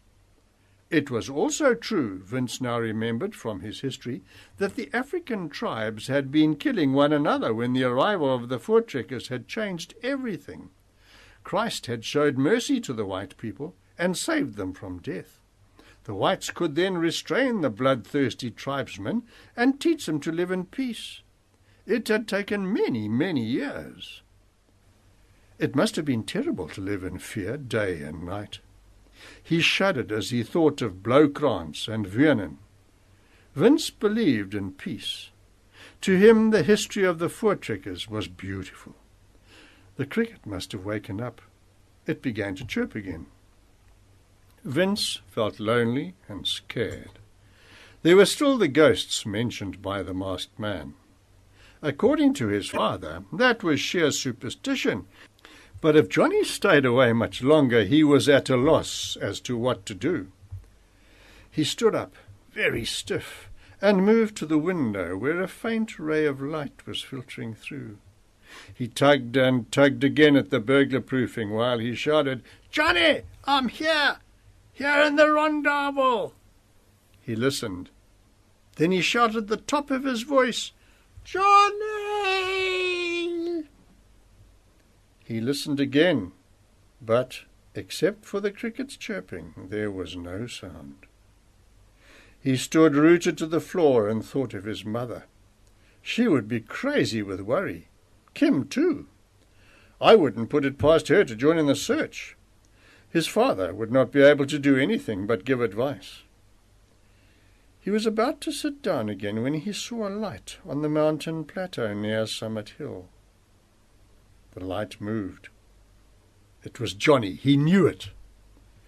"Johnny!" he shouted in a loud voice. "I'm here! Here in the rondavel!" Then the jackal howled. "Thank you, Lord, that I have such a loyal friend, just like a brother. Please help us so that nobody takes him away from our home. Please, Lord." He stood there watching the light. When Johnny was a few hundred meters from the rondavel, Vince shouted with joy, "I'm so glad you've come, Johnny. You really are great." He could see that Johnny was running. He could see it by the way the light jolted. Only then did he realize how terribly thirsty he was. But of course Johnny would not have water with him. He had never given water a thought, only how to get Vince out. Johnny asked, "Are you locked in, Vince?" Vince realized that Johnny had only asked that for want of anything better to say. It was that, he felt like swearing, that skunk with the black mask, swine. All right, we'll fix him, you and I, Johnny consoled him. We'll take Dad's gun with us when we come to the mountain again one evening. Then we shall pretend that we are shooting at him, but of course just missing him every time, Vince said jokingly. Johnny, however, kept quiet. He did not even laugh. Was something wrong? Johnny, asked Vince, why don't you say something? I'm trying to smash the lock, he lied. Vince listened to Johnny struggle. He heard the nose keep slipping from the pliers. Be careful, don't you get yourself a blood blister, he warned. But Johnny was silent. He just kept on fiddling with the lock. Vince realized what was happening. The storm lantern was on the ground, casting such a feeble light that Johnny could hardly see what he was doing. If only he could hold the light for Johnny. Then he felt like laughing at himself. What is the time? He asked again. Past midnight, Johnny replied. But why did you take so long to come looking for me? Because I couldn't come sooner. That's strange, thought Vince. What on earth could have kept him? Why not? Johnny did not answer. There's something wrong. Could something have happened to his mother? Could it be that she had fainted from fear and worry because of him? I asked you, why could you not come sooner? No reason, replied Johnny as the door swung open. Vince was ecstatic.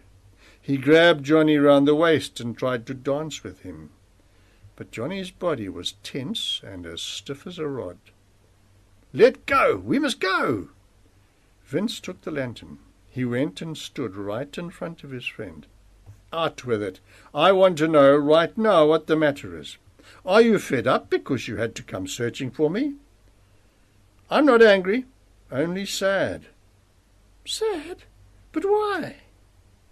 Johnny strode at a quick pace through the long grass.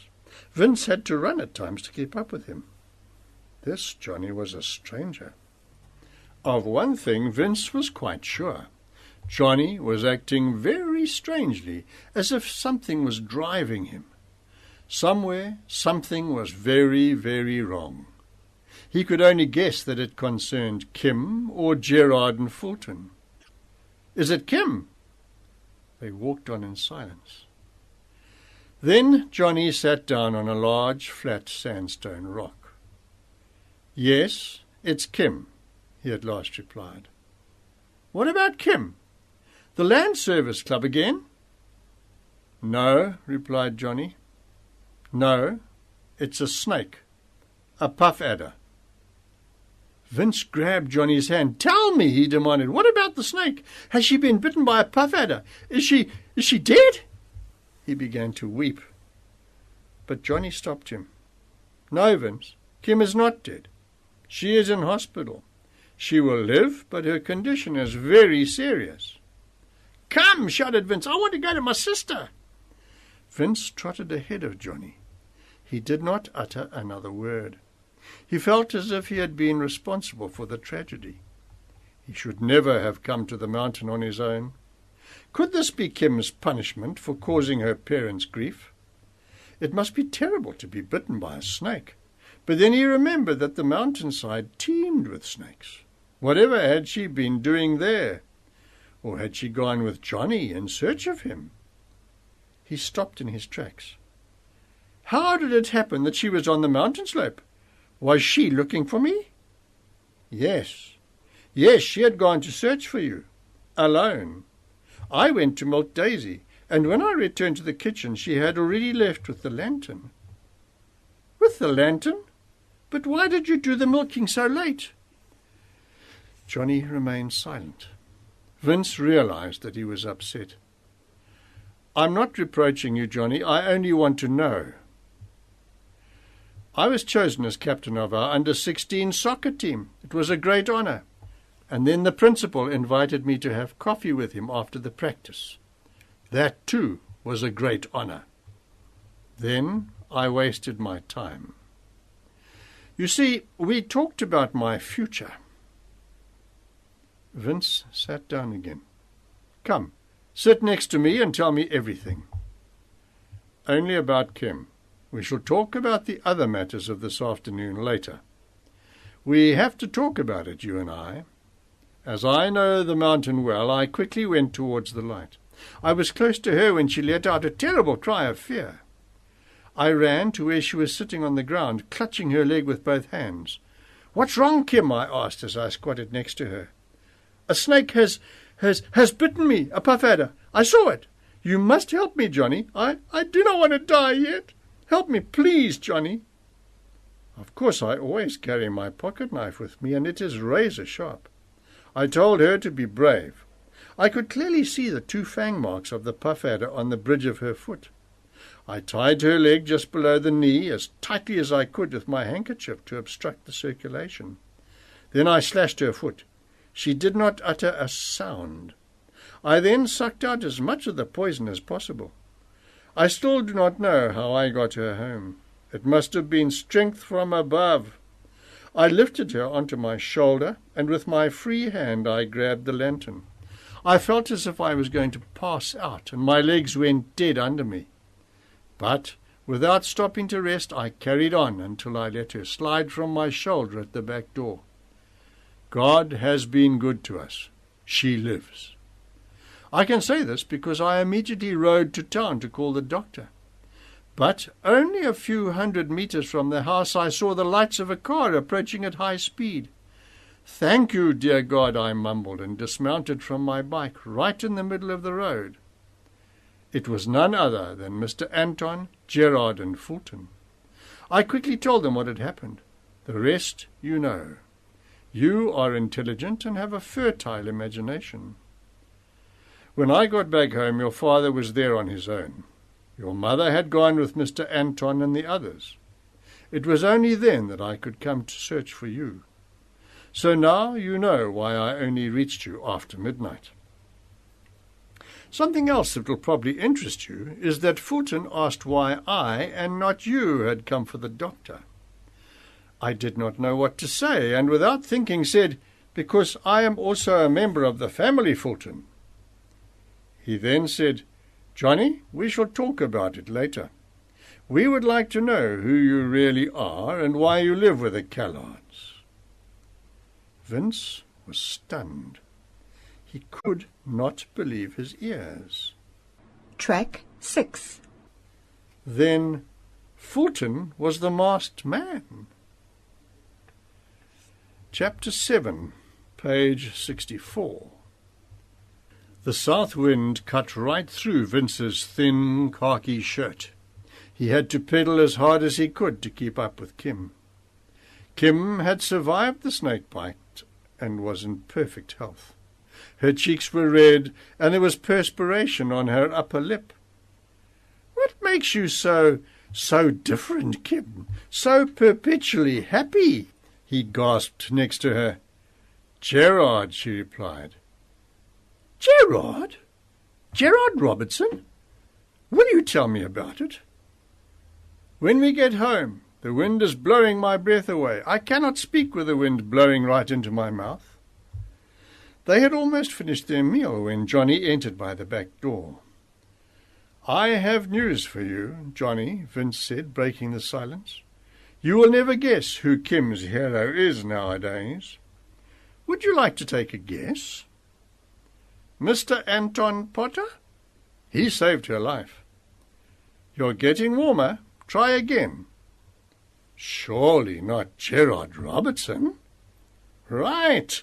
Now you will have to tell us all, sis. We are dying to hear about it." "Well, I started choir practice during tea break. Gerard sang beautifully. He's a tenor. After the practice, he thanked me for deciding to help."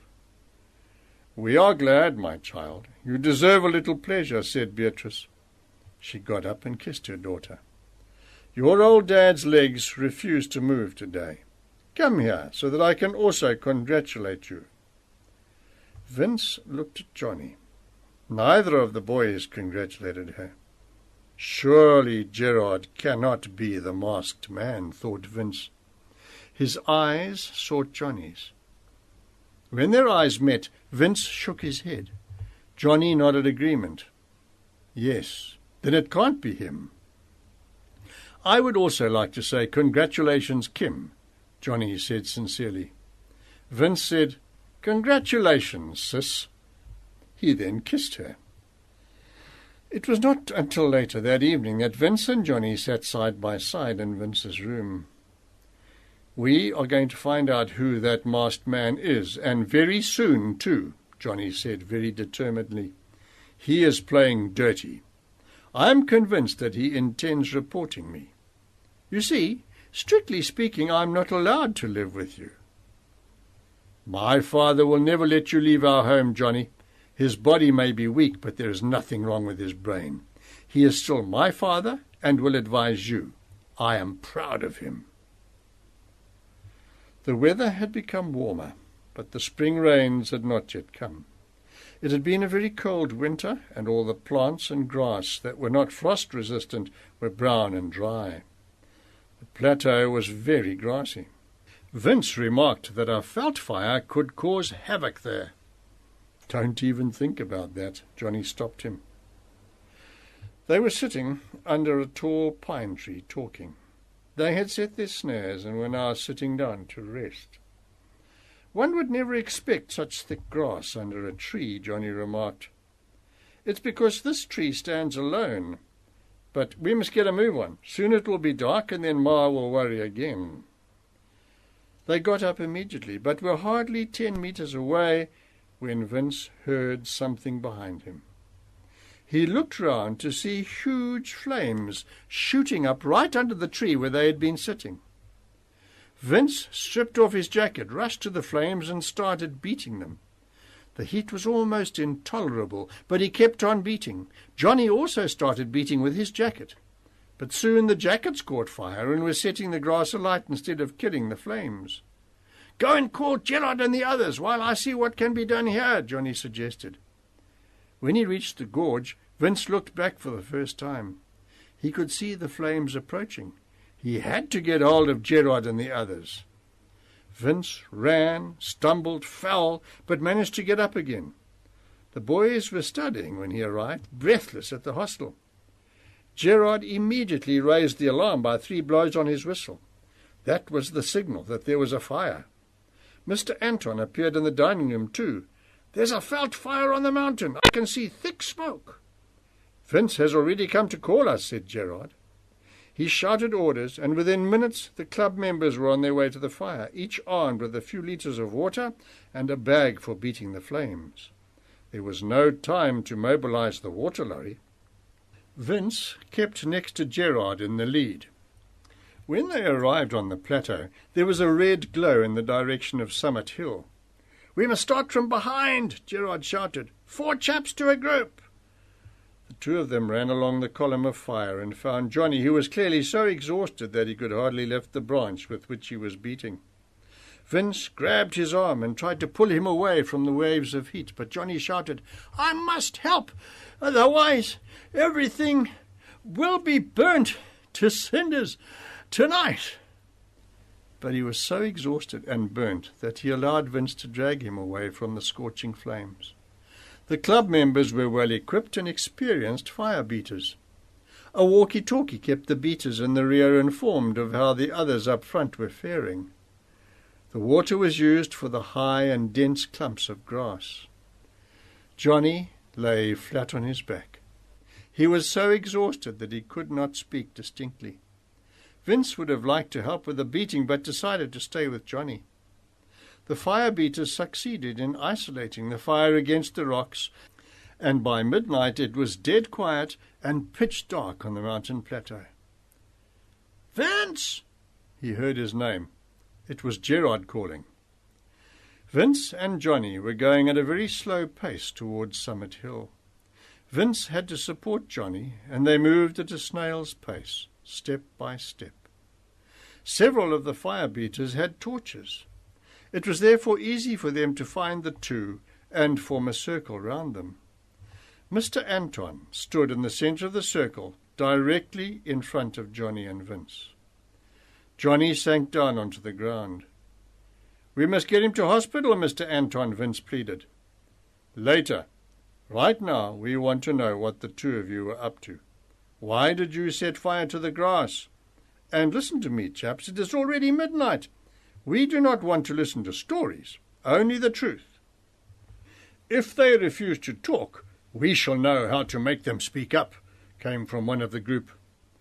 The fire that the boys were spitting hurt more than the real fire which had just been quenched. "The truth, Vince. It can mean freedom to you. Lies are always followed by the truth. Remember that," Gerard warned. "You will not believe us in any case if we told you what had happened," Vince hit back. "Go on, tell us. We shall then judge and decide later whether you are guilty or innocent," Mr. Anton urged. "We had been sitting under that pine tree where the fire started. I told Johnny that it would be a terrible disaster if someone were to throw down a match in this grass. He then said, 'Don't say that.' Then we got up, and we were hardly 10 meters away from the tree when I looked back." Vince related everything up to the time when he raised the alarm at the hostel. "It's a strange story and definitely unacceptable, Vince," said Mr. Anton. "One of them deliberately put a match to the grass," one of the group shouted. "We did not, truly didn't," Johnny said, speaking for the first time. "Then the mountain must be haunted," a voice from the group remarked. "At the very moment when Vince and Johnny got up to walk, a ghost set the grass immediately behind them alight with his scorching breath." A few of them laughed loudly. They were all talking simultaneously.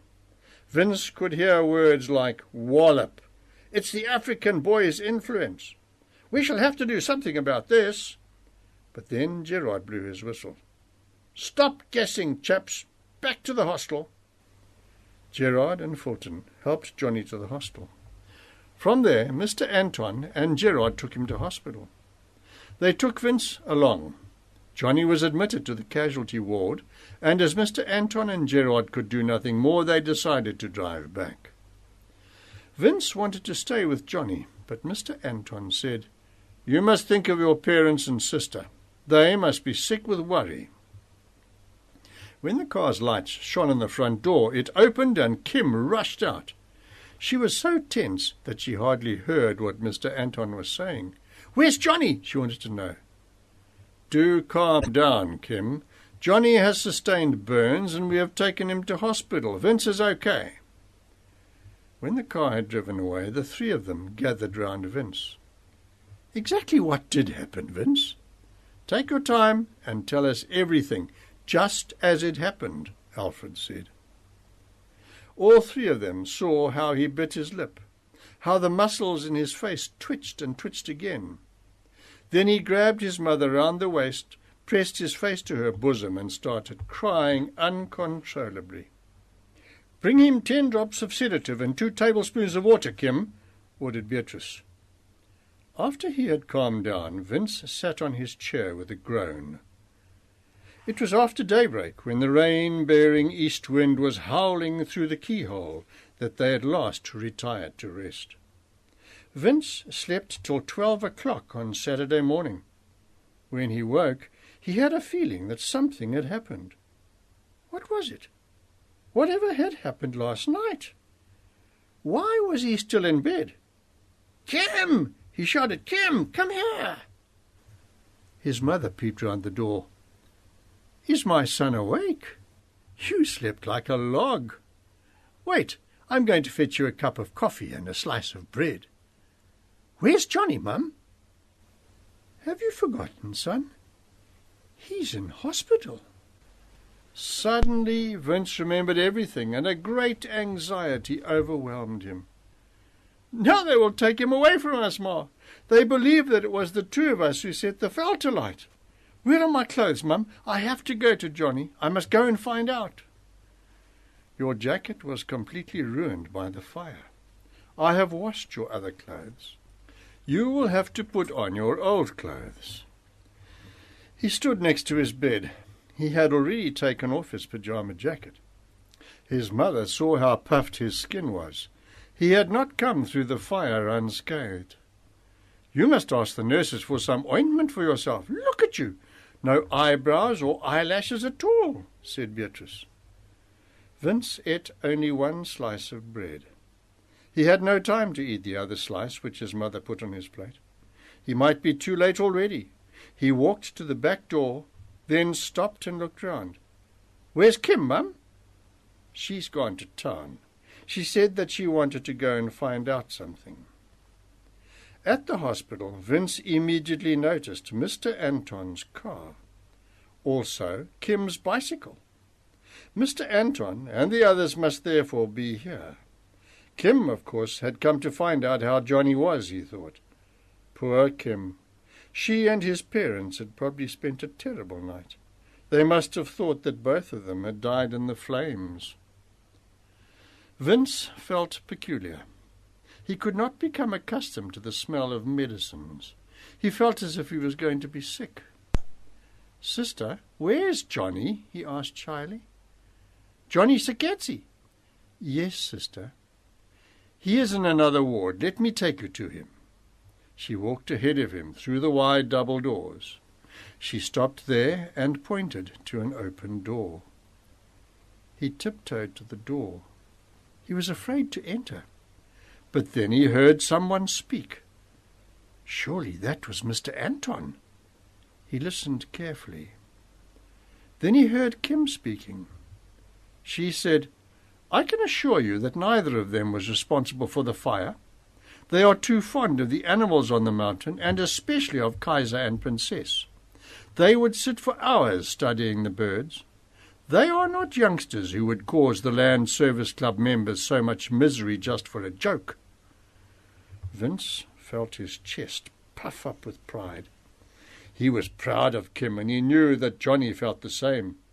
He also knew that Johnny would not say a word. He stepped forward, but stopped when Gerard asked, "Must we assume that a bolt of lightning from a cloudless sky set the grass alight?" "Have you ever heard of the masked man who often appears on the mountain, always unexpectedly like a ghost? But let's go home and Vince can tell you all about him," Kim replied. "Whatever are you trying to tell us, Kim?" Mr. Anton wanted to know. "About this man who is terrorizing Johnny and Vince.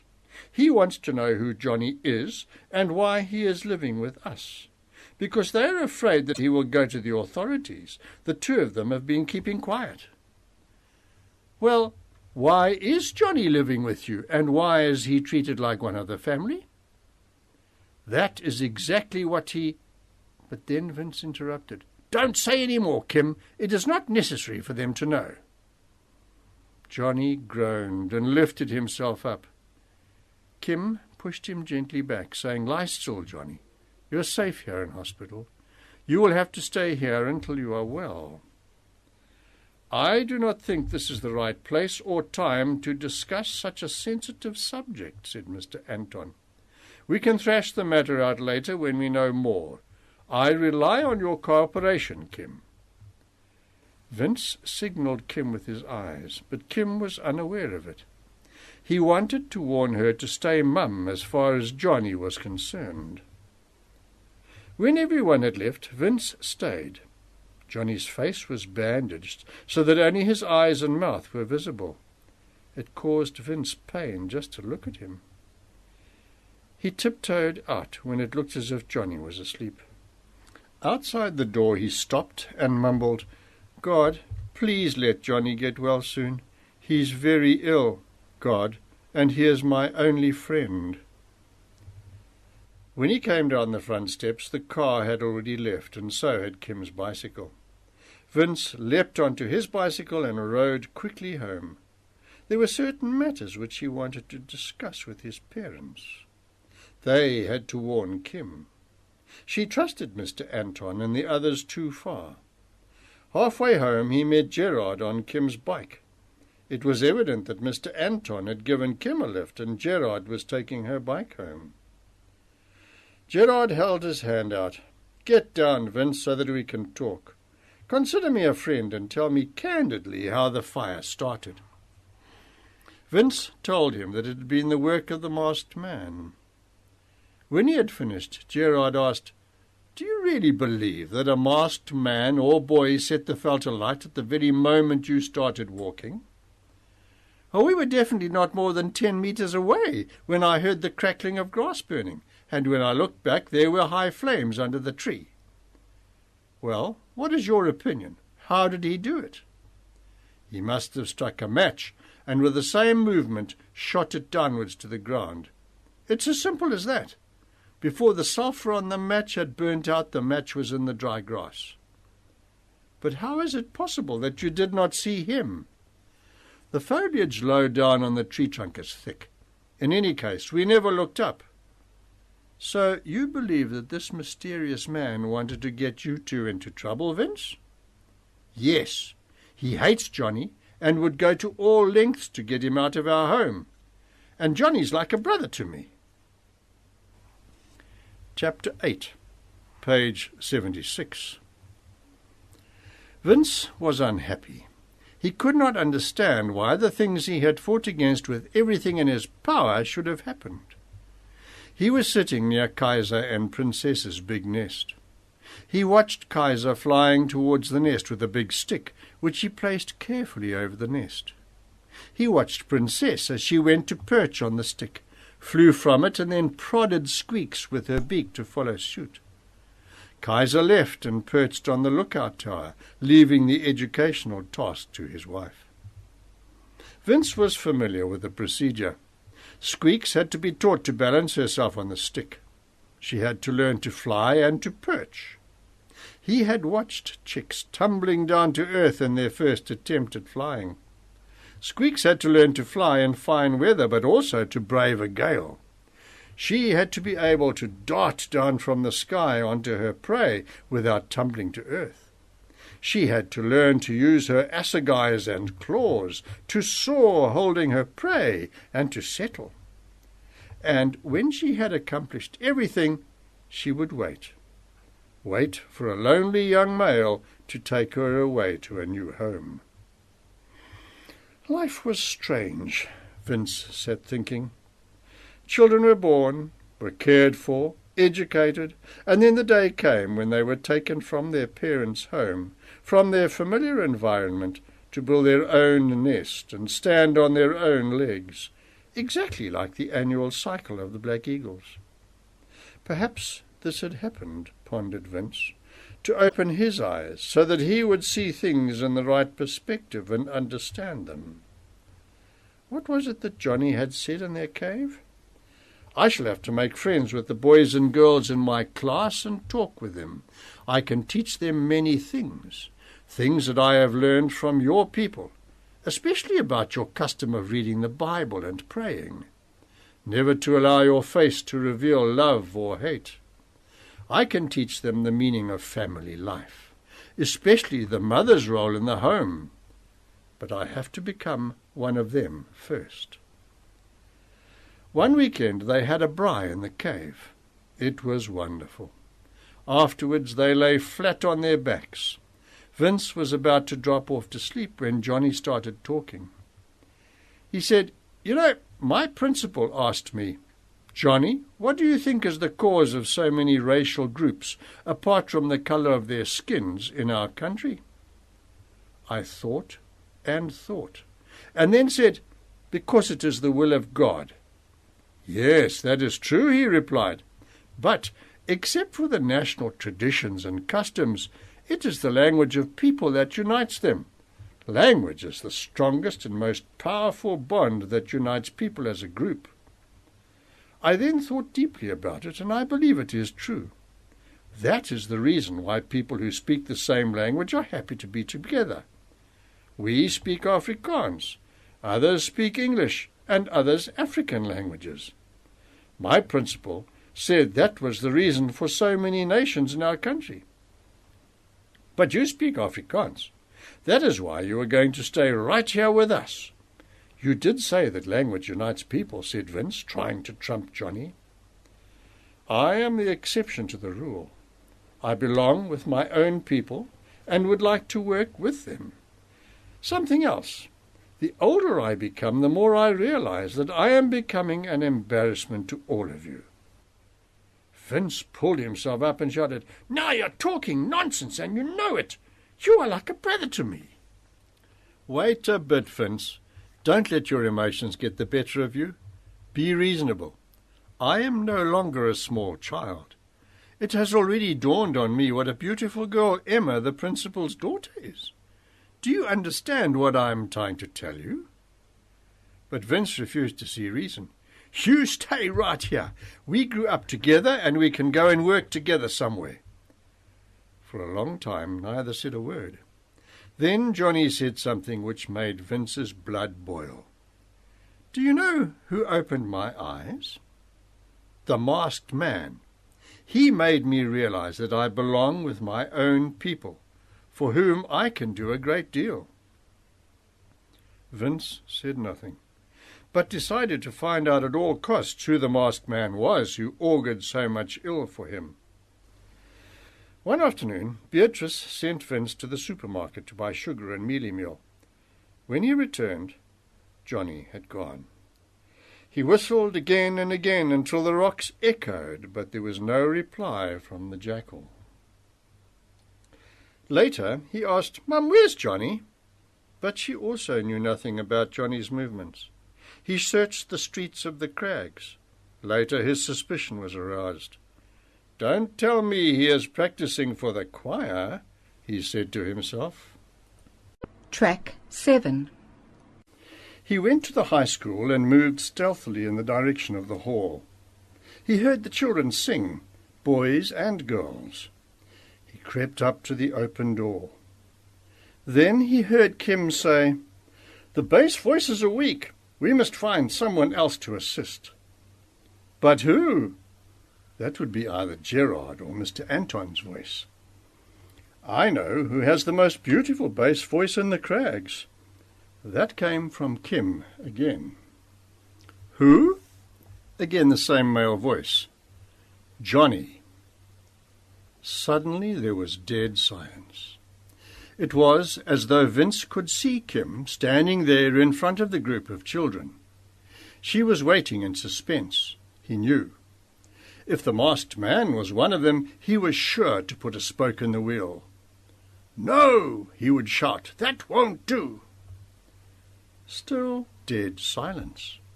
Nobody said a word. "Let him come, we don't mind." Vince was sure that it was Mr. Anton's voice. The Landys did not mind. Johnny could sing with them. "Hurrah!" he shouted as he ran for his bike and set off home. There was now no reason why Johnny would have to leave their home. He could stay till after matric. "Hurrah! Hip hip hurrah!" he was still shouting when he reached the railway line. He pushed his bike up the last hill. Perspiration was running from underneath his hat. His face was red from exertion and excitement. "Ma!" he yelled, exalted. "Do you know something?" "No, you wouldn't know. Johnny is going to sing in the Land Service choir." "I know, Mum. I was there at the school hall when Kim said that the bass voices were too weak. They needed someone to help them. Then Mr. Anton asked, 'Who?' Kim said, 'Johnny.' Then Mr. Anton said, 'Let him come.' I'm so happy. I'm quite beside myself with joy.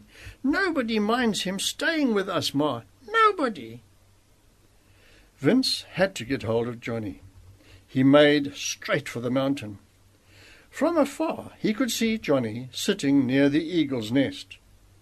"Johnny!" he shouted, running towards him with quivering cheeks. "Johnny, I have good news for you.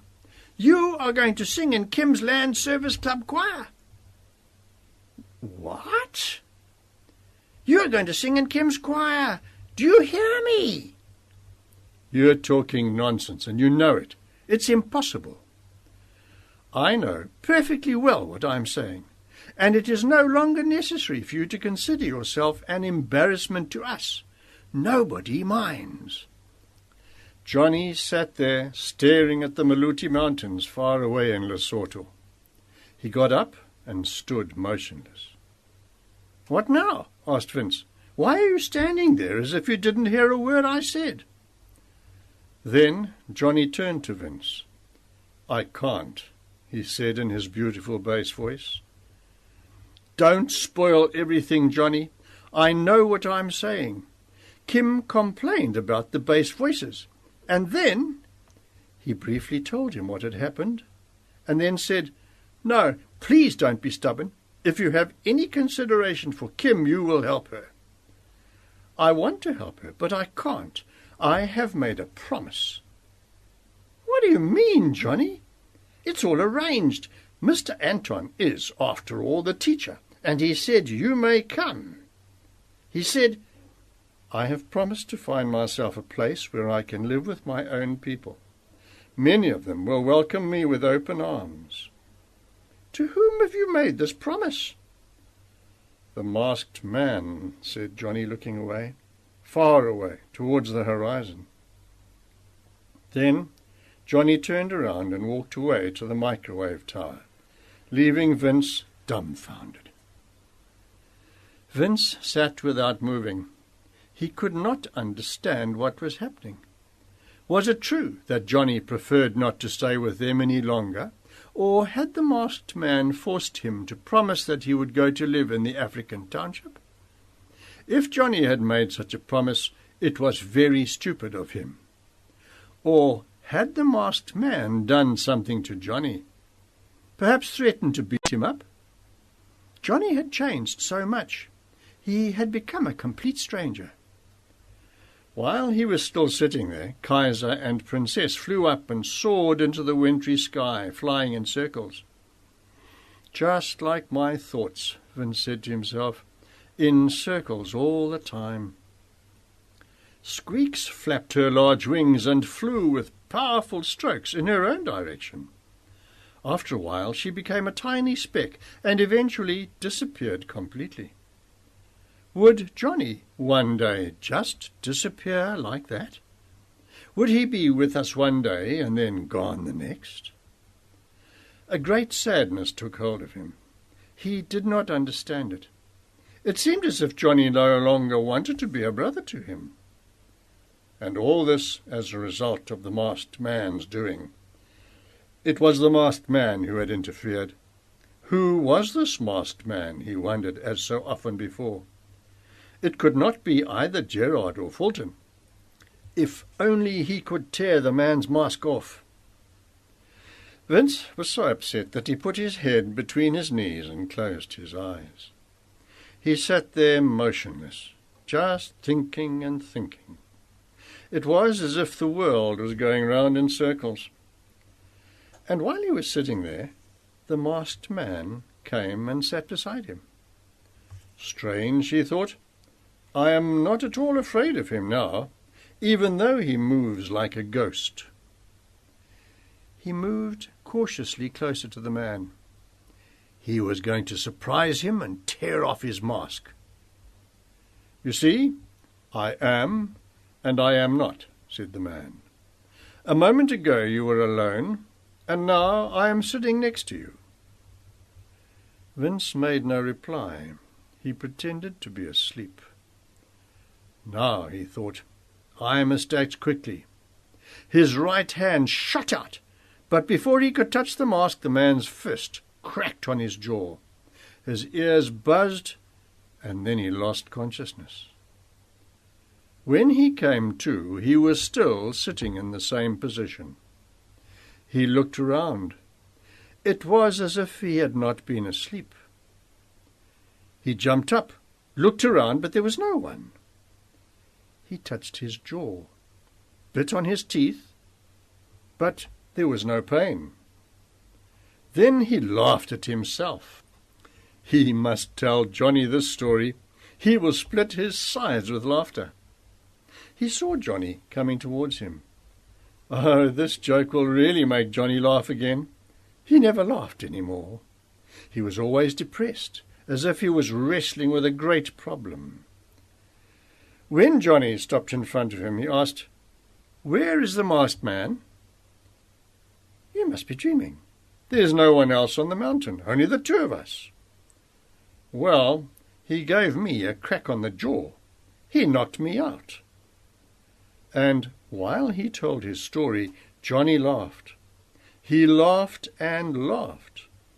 "This is too good to be true. Too good," he said, laughing again. He looked into Johnny's brown eyes, and all at once it seemed as if he was looking through an opening, a window, seeing Johnny's thoughts.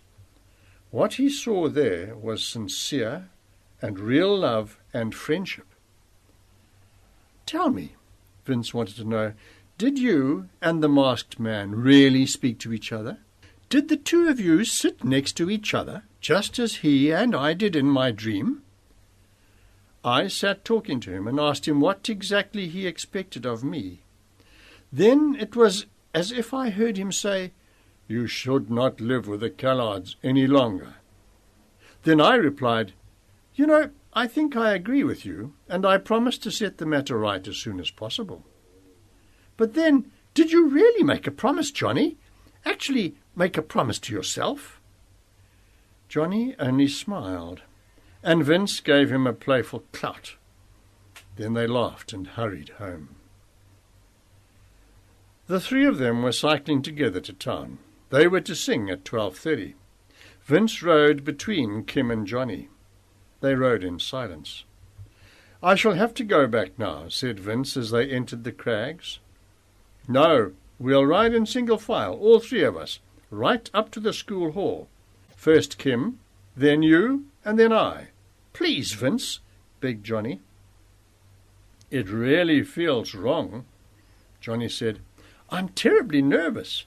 Something tells me, don't go inside, stay." At that moment the double door of the hall swung open, and Mr. Anton said, "Welcome, Johnny. Do come in. We are waiting for you." Johnny looked at Vince invitingly. Vince remained outside for a long time, listening. That evening, after family prayers, Vince spoke up. "You know, Dad, Johnny is the only real bass. I heard only his voice. Without him, you would hardly hear the bass voices." "Now you're exaggerating, Vince," Johnny protested. "No, it's true. Vince is right. Johnny has received a great gift from the Lord, his voice," Kim agreed. "And so have you, my child. We are glad that you now have the opportunity to develop it." "And you too, Johnny," said Beatrice proudly. To her, Johnny was like her own child. How could it be otherwise? She had brought him up. At first, Vince felt almost left out, but he knew his mother and realized that her love included him. Therefore, he was happy. He knew that at some time or other he would have to discuss his dream and Johnny's make-believe conversation with his parents. They had to know. Chapter 9, page 87. When Vince thought of everything he had experienced during the September holidays, he realized that for people like himself, life was not all sunshine and roses, but also heartache and tears. Surely a young, inexperienced fellow was not expected to solve adult problems. There were people who frowned on his friendship with Johnny. He had been under the impression that it was only the masked man, but now he realized that there were others too who condemned their relationship. If Johnny had only not been so sensitive, there would have been less heartache. But Johnny was so easily hurt, and then he would close up like a clam and seek the seclusion of the Imperani mountain. If he could have, Johnny would have locked himself in. But it was not so easy to exclude Vince from his life. That afternoon, after the last choir practice in the Craggs High School hall, Johnny did not turn up for dinner. When Vince went to call him, he had vanished into thin air. "Now where on earth is Johnny?" Beatrice asked.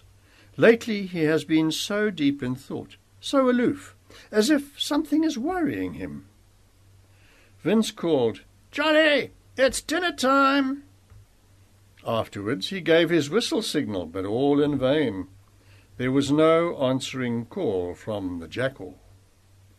Vince finished his meal and took up his books to study for his last exam, history. Then he went to chop firewood, fetch water for the household, and milk Daisy. He took his father's storm lantern and looked in on Kim. "Tell Dad and Mum that I've gone looking for Johnny," he said. "Where?" "Somewhere on the mountain. But tell me, did something happen to upset him so much?" Nothing that I know of." She said it with a frown, which set Vince wondering. The sun had already gone down behind the high rocks of the Imperani mountain when Vince stood at the entrance of the cave. At first he thought of calling out to Johnny, but then decided against it. He lit the lantern and climbed over the rock at the entrance to the cave. He saw Johnny sitting on a stone, leaning against the rear wall of the cave. Vince was annoyed. "Now, tell me, why did you desert me this afternoon? Why did I have to do all the chores on my own, chop wood and—" "I am terribly sorry, Vince." The words were spoken with such great sorrow that Vince immediately stopped reproaching him. Johnny was completely unnerved. It was clear that he had been crying. His eyes were red and his face was distorted with grief. "What is wrong, Johnny? Are you ill?" Vince asked, going down on his knees before Johnny. He was so upset that he hardly felt the gravel grazing his knees. Johnny made no reply. He sat staring at the opposite wall as if in a daze. "Speak to me, Johnny. Tell me who has hurt you so much. Is it the masked man again? I'm waiting, Johnny. I have to know." Then Johnny began sobbing as if his heart would break. He sat for a long time before speaking. "I have received what I deserve. I should have kept my place, as I have done in the past." He got up and walked towards the entrance of the cave. But Vince grabbed him by the arm and pulled him back. "Have I said or done anything to upset you like this? Something of which I was not aware?" "No, Vince. You will never hurt me. Nothing on earth can destroy our friendship. Come, let's go home. I should have acted as I always did, knowing my place. Do you remember my telling you that I had made a promise to the masked man? Do you remember? I should have persisted with that story. Then I would not have been hurt." Without saying more, Johnny walked on. At home he did not reply to Alfred's questions. It was not until after family prayers that he dropped the bombshell. "I am definitely not going to sing again, Kim. My decision is final." "And why not, Johnny?" Kim was furious, and she made no effort to control her anger. "If you refuse to sing, I shall refuse to conduct the choir. So make your choice. We both take part, or we both chicken out." Vince was really alarmed. This problem had to be solved. He looked at his father and said, "Dad, you must please help. It will put us all in a bad light if both Johnny and Kim let the Land Service Club down. We can't allow it to happen, Dad." "Johnny," Alfred began talking to him with compassion, "the solution lies in communication. Speak your mind. Open your heart to us. Tell us everything that has happened and exactly what has upset you so much. Come on, son, out with it." Johnny then told them how he and a matric boy had been the last to leave the hall after their recent singing practice. How the boy had grabbed his arm and held him back, wanting to know whether he enjoyed singing with white children. From this, he had gathered that the boy was unhappy about his singing with them and would rather he sang with his own people. Actually, I agree with him. I do think that if I am not in the choir, there will be no problem." "Was he nasty?" Kim asked. "Not really, but he still made me feel uncomfortable." "Uncomfortable, my foot! You are going to sing and I am going to conduct. By doing just that, you will show the world a different picture, one of cooperation and mutual appreciation." Kim is right, Johnny. We have now entered a new era, one of mutual regard and respect for each other's language, tradition and customs. Also one of cooperation to make South Africa a happy country to live in for all who belong here, explained Alfred. "You are going to sing so that the inhabitants of the crags and the visitors will applaud and recognize your singing talent. I guarantee that." "I wonder if Johnny grasped what you were trying to tell him, Dad?" "I understood everything very well, Vince. That is exactly what my principal told me. He said that the various nationalities in South Africa are like different streams flowing side by side in the same direction. All of them eventually flow into the sea." "Well done," Alfred agreed. "That is an explanation all of us can understand." "Let us practice our solos once more," Kim said, ending the conversation which had meant much to Johnny but had left Vince cold. Vince went and stood next to Beatrice, his left hand on her right hand, listening with his mouth slightly open. When he heard the first notes of the guitar, he smiled. "Dad, you must listen carefully." He glowed with happiness. From the expression on his face, his parents could see how glad he was that the problem had been solved, and that there was no further reason for Johnny to be unhappy. Track 8. Later, when they were all together in the kitchen, Vince was in his seventh heaven. "Your voice is like that of an angel, and Johnny's like thunder," said Vince, looking from Kim to Johnny. Vince was delighted that his whole family was happy, especially Johnny. He could not bear to see his pal unhappy. Gerard sent Vince a formal invitation to the function on the mountain. "No need to reply, just come early with Johnny. Regards, your friend Gerard." Vince had not expected that. He ran first to his parents with the good news and then to Johnny. Johnny's only comment was, "I'm glad about the invitation. Mark my words, you will one day become the big noise of the club without me." "Why without you?" "Because I shall then have begun my studies at the training college in Witzieshoek." Vince was sitting some distance away from the campers. He was not in the mood for all their yapping. He thought that Reverend Smith's prayer at the opening of the function had been good. Gerard spoke, then Mr. Anton, and then a stranger who talked and kept on talking. Every now and then the campers clapped. Johnny also clapped. Vince wondered whether Johnny understood all that was being said. He, Vince, could not sit still any longer. He had to move around and do something. He quietly slipped away and sat behind the eagle's tower. Now he could hear Kim sing. She was sitting on top of the Landy's rock. She was accompanying herself. Her voice sounded angelic. He closed his eyes, but opened them immediately. High above him he could see Kaiser and Princess soaring in circles. They were also listening, he thought. Afterwards he stood up to look at his sister.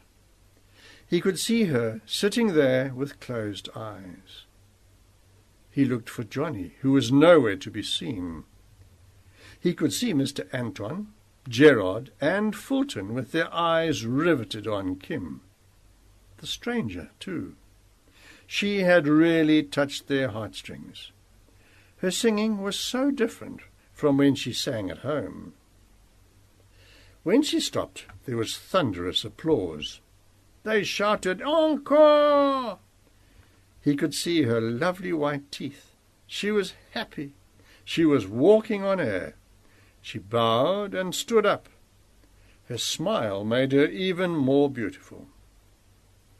Then Vince jumped up and ran. He capered over the mountain plateau, scrambled hurriedly down the mountain slope to get home. "Dad, Mum, you should have heard Sis singing. It was too beautiful for words. The Landys shouted encore and cheered no end. Gerard too, Ma. She gave her voice to the Landys. They will never forget her." Vince could see that his words had brought joy to his parents' hearts. Although they had to live on rabbit's meat, there was no girl like Kim Callard, not even the mayor's daughter. "And Johnny?" Beatrice asked afterwards. "He still has to sing, Mum. His turn comes later." "You should go back so that you can tell us about him too. We can't get there. Mr. Anton wanted to take us in his car up the mountain, but we are better off here in our own home, where I would like to spend the rest of my life. And, Vince, it was good of you to come and tell us." When he approached the camping site again, he heard the stranger speaking. He was standing on the lookout rock. He spoke with his hands, Vince thought, as if he was doing physical jerks. He crept closer and searched for Johnny, whom he saw standing alone as if he did not belong to the group. "When do you sing?" Vince asked in a whisper. Johnny just shook his head, indicating to Vince that he should be quiet. "They can't hear me, Johnny, and Mum and Dad would like to know," Vince persisted. From the way Johnny frowned, Vince realized that he should stop talking immediately. "I don't understand you at all," whispered Vince, and swung round to walk to the Eagle's lookout tower. There, Princess, Kaiser, and Squeaks were all sitting with closed eyes, as if they were as bored as he was. Suddenly the man stopped talking. The Landys half-heartedly applauded. Then Kim and Johnny appeared on the rock. He saw her take a chair, and then he heard the strains of the guitar. She nodded to Johnny. He began singing, at first a bit haltingly, but then with all his heart. Vince could hear every word. Of course, he knew Old Man River. Vince remained standing. His eyes searched for someone who resembled the masked man. There was nobody. The strains of the song died away. A thunderous applause broke loose. Johnny's singing had captivated the hearts of the Landys. That much Vince knew. He had to sing again, the same song. While he sang, Vince wished that he could peep into the heart of everyone on the mountain. He wanted to know whether they were sincere, whether they were really glad that an African boy could sing so beautifully. Were there any amongst them that did not applaud or rejoice? The thought entered his mind that perhaps there was not one. Suddenly he felt happy, seeing Johnny bow and bow again. With bent figure he was thanking the Landys. "Thank you," he said over and over, bowing all the time. Then he stood up straight and smiled. Kim came and stood beside him. She also smiled. All of a sudden there was a flash, and another one. Vince looked up into the sky. In the west, directly to the left of the microwave tower, the sun was obscured by a cloud bank on the horizon. However, there was no lightning. But he had definitely seen something resembling lightning near the rock. He once more walked home, wondering what flashes he had seen on the rocks. There was no thunder, only the dark clouds to the left of the microwave tower, behind which the sun was playing hide-and-seek. "Mum, Dad, Johnny has finished singing. It was wonderful. Everybody kept on clapping at the end of his song. He had to sing a second time. Then they cheered again. Then he bowed and bowed to say thank you. Then Sis went and stood next to him and smiled, as if she was some princess. But then, Dad, Something flashed near them. Dad, I don't understand, because it was not lightning. I could see it clearly.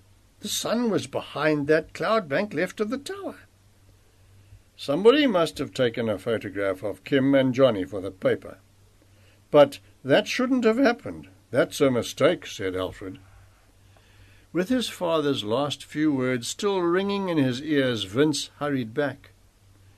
It was a mistake, his father had said, looking worried. The sun was low on the horizon. The clouds were accumulating in the west, he noticed. The Landys must leave the mountain. He knew how the lightning could dance on the rocks. Thunder and more thunder. He and Johnny knew all about it. At times it would seem as if the rocks were conspiring with the lightning to mock them. You must leave the mountain, sis, he warned Kim. Look at those flashes. It'll be terrible once it is dark. Ask Johnny, he knows. Don't worry about us, Vince. After all, we shall be sleeping in tents. The boys close to the tower and we girls right here. Go and tell Mum and Dad not to worry. The girls are all very decent. They accept me as one of them. And besides, the choir still has to perform. I want you to stay on because Gerard and the others are going to light that pile of dry wood as soon as it is dark. Meanwhile, they are cooking the meat. Can you smell it? I wish. Then she stopped, but Vince knew very well that she wished, with the delicious smell of the braai in their nostrils. The two of them tucked into the meat and boerewors. It is wonderful to have everything your heart desires, Vince said, munching. The fat was running down his chin without his noticing. Like Kim, I wish your parents could enjoy the braai with us, said Johnny. I feel like taking a piece of meat to them, but how shall I get it to them? Vince's lower jaw was working overtime, munching. With the flames of the campfire leaping high in the sky, shooting out sparks, Kim took up position on the lookout tower, the members of the choir directly below her. Vince stood to one side. He was being carried away by the tongues of flame and the beautiful singing to a magic land of elves and fairies. Everything was so unreal, a fairyland. Further away to the west, the lightning was now illuminating the black cloud bank. There were loud rolls of thunder. Then there was complete silence. Mr. Anton announced that all of them should retire to their tents until the threatening storm had subsided. Vince and Johnny set off for home. A flash of lightning snaked down to earth, and thunder roared over the mountain plateau. Then the heavens opened. Chapter 10, page 97. Where's Kim? Vince knew that his mother was very worried about her daughter. He and Johnny were standing in the back doorway. The lightning played on the mountain. Water was streaming from their clothes. Come in and close the door, ordered Alfred. She's on the mountain, Mum. She is safe. The girls are all in one big tent. They are chatting so much that they are hardly aware of the thunder. They are all talking at the same time. All of them are talking of nothing but the beautiful choir singing. Ask Johnny. Johnny only smiled. He was bent double, as if cold. At his feet there was already a pool of water. When Johnny remained silent, Vince continued embroidering on the situation.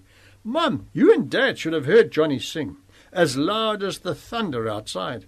Without him, the bass voices would have been non-existent. We are pleased, Johnny. We've always known that you would bring joy to our hearts. Congratulations, son, Alfred said warmly. It was really a wonderful experience, Tate. I have learned much. I also know which road to take in future.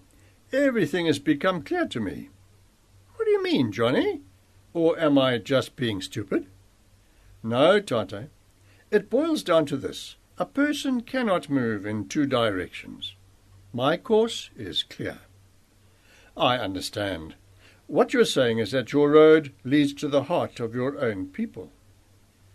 Exactly, Tata. You see, the boys went out of their way to make me feel at home.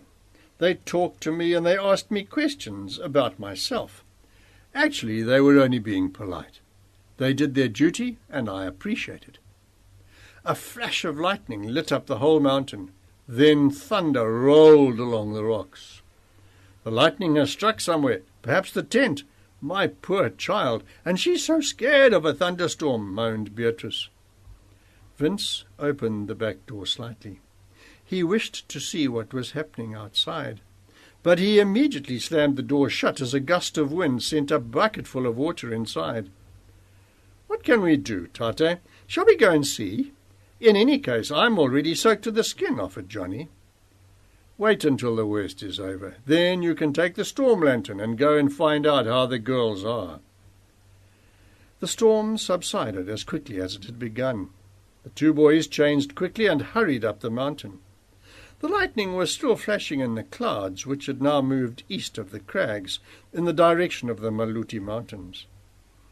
When they reached the plateau, they heard the girls screaming and kicking up a terrible row. They were hysterical. They ran closer, but then stopped. There was no tent. The wind had crumpled it, and the girls were crawling out from underneath the tarpaulin, screaming and yelling. Kim saw Vince and Johnny and came to them immediately. She was one of the few who were not hysterical and moaning. "Quick, run to the boys' tent and call Gerard and the others. They must come and help at once. Come on, hurry up." As light-footed as only the two of them could move on the mountain in the dark, Vince and Johnny covered the almost 200 metres in record time. Vince thought that, of course, the boys were sleeping peacefully, as if nothing had happened. "Gerard! Fulton!" shouted first Johnny and then Vince, and then the two together.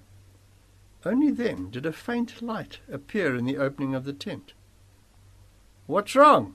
asked Fulton, sticking his head through the opening of the tent. "You must come and help. The wind has blown the girls' tent down," said Johnny. Minutes later, all the girls were in the school bus. Gerard was at the wheel. "The only safe place is the girls' hostel," he said as he drove off. "Thanks a million, you two. That is how Landy should act. I am taking Kim along to the hostel. Vince, go home and set your parents' mind at ease," called Gerard from the open window of the bus. Vince had a sleepless night.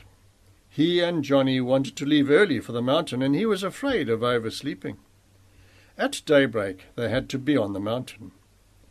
But it was Johnny who came to call him early in the morning. They crept quietly, like mice, out of the house and went jogging up the mountain slope, only to discover that they were not the first to greet the new day. All the other fellows were already up. Some were standing near the precipice, while others were sitting on the lookout rock, singing at the top of their voices. A few rugby enthusiasts were kicking a rugby ball. "Good morning!" shouted the boys on the rock. "We believe your names are going to go down in the annals of the Imperani Land Service Club as heroes. 3 hurrahs for the heroes!" Vince and Johnny came closer. "Did the thunder on the mountain not wake you at all?" asked Vince. "No, that is music to the ears of guys like us.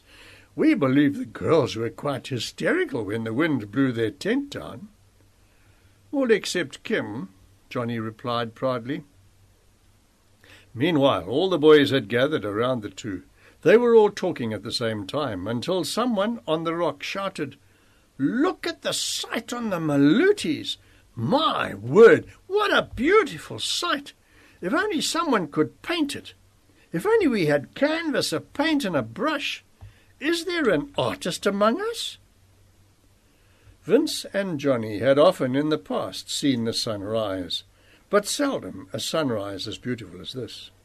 The fleecy clouds against the high peaks of the Malutis were tinted shades of pale yellow to dark red. A tip of the sun was already peeping from behind the mountains. "I wish Kim was here now," Vince said to Johnny.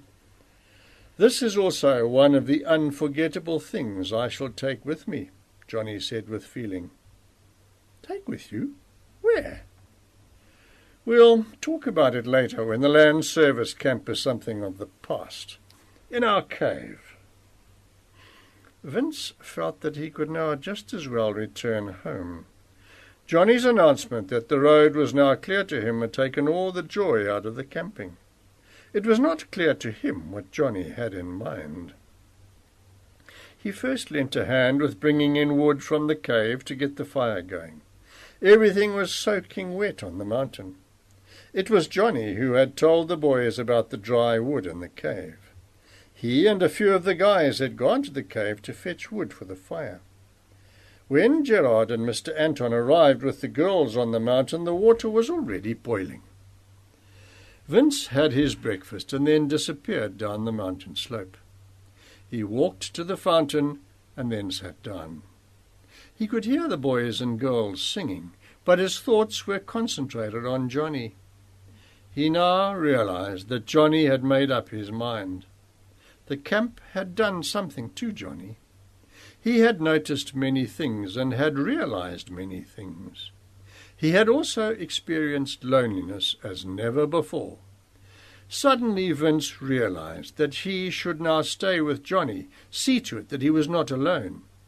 He knew that to the other boys it was something new and strange to chat to Johnny. He knew that they felt uncomfortable in each other's company. When he arrived on the mountain, he saw that everyone was standing near the Black Eagles. Gerard was speaking. "I would like to introduce you to a Kaiser, the master, and his wife, Princess. Next to them is their daughter, Squeaks. They are also children of the Imperani mountain. They were all christened by Vince and Johnny, who are, in fact, the eagles' godparents." Everyone shrieked with laughter and clapped their hands. The three eagles stretched their necks. First, Princess flapped her huge wings, causing a whirlwind towards the boys and girls. Then Kaiser followed, and Squeaks brought up the rear. "Now the three of them will treat us to a rare display of aerobatics," said Gerard. "Then you will realize why they should be considered children of the Imperani," added Mr. Anton, watching the birds' antics. The display by Kaiser and Princess left the spectators breathless. The actors did not disappoint Vince and Johnny. They soared, swerved, turned, shot straight up, and then dropped earthwards like stones. Then they disappeared behind the high rocks. "They are now off to a kill," Johnny shouted excitedly. The greenhorns asked questions, and Vince explained. But he became so carried away that he began stuttering, and Johnny had to help him out. The excitement and pleasure, however, did not last long. Gerard's whistle called the Landies to the lookout tower. Reverend Smith was standing on the rock. He read Psalm 23. Then they sang hymn number 10. Kim accompanied them on the guitar. Then he thanked the Lord for the boys and girls and asked him to bless them. Vince joined in silently because Jesus was also his shepherd, both his and Johnny's. He had been good to his parents. Vince saw that Mr. Anton was standing on the rock. He spoke about Vince and Johnny's heroic deed of the night before. Cheers followed and 3 hip-hip hurrahs. Then Kim's choir performed again. Vince watched Johnny. He was standing at the end of the back row. He stood a little apart from the boy next to him. Vince could see how wide he opened his mouth. Yet it seemed to Vince that Johnny was not happy. There was something wrong. When they were alone again, Vince asked, "What's worrying you, Johnny? Why are you sad?" "Nothing," said Johnny. Then he stopped and stared far away to the Maluti Mountains. At last he began speaking as if to himself. "It is not going to be easy to tear myself away from the Callards, especially from you, Vince. Perhaps you do not realize it, but I am very fond of you."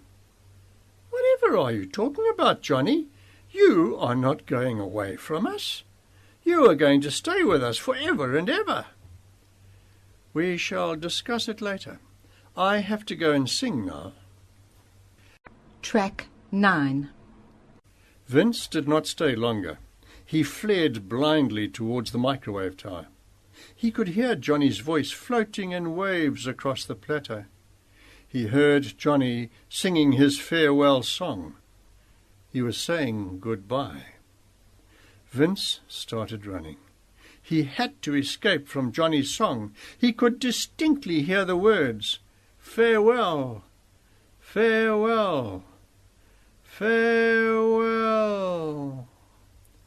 Who had written that song? Who had composed the music? Johnny or Kim? Or the two of them together? He halted at the tower and looked stunned at the man sitting there with his back to the tower.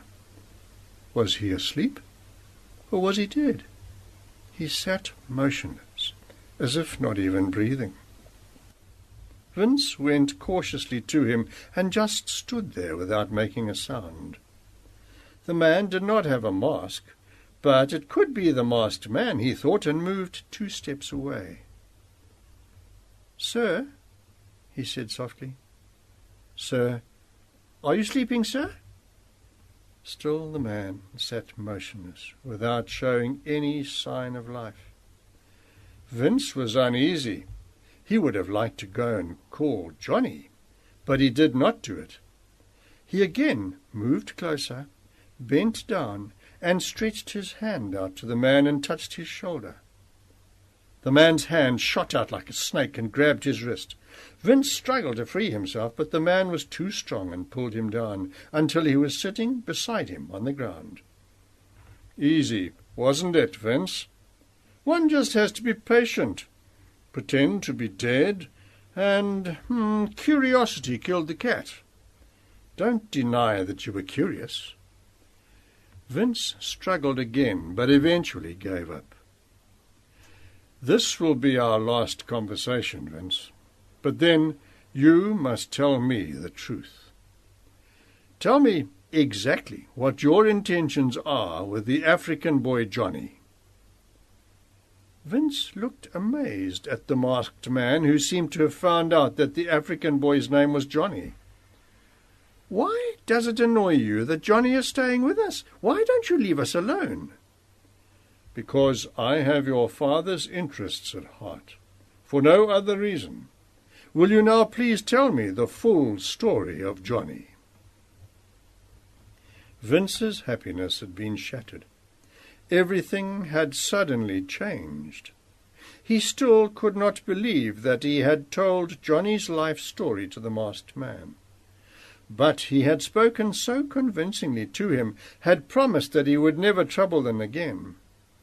It was then that he had begun telling him about his young friend. He had praised Johnny and spoken lightly of his talents. "I shall never have another friend as loyal as Johnny. He will stay with us till after matric."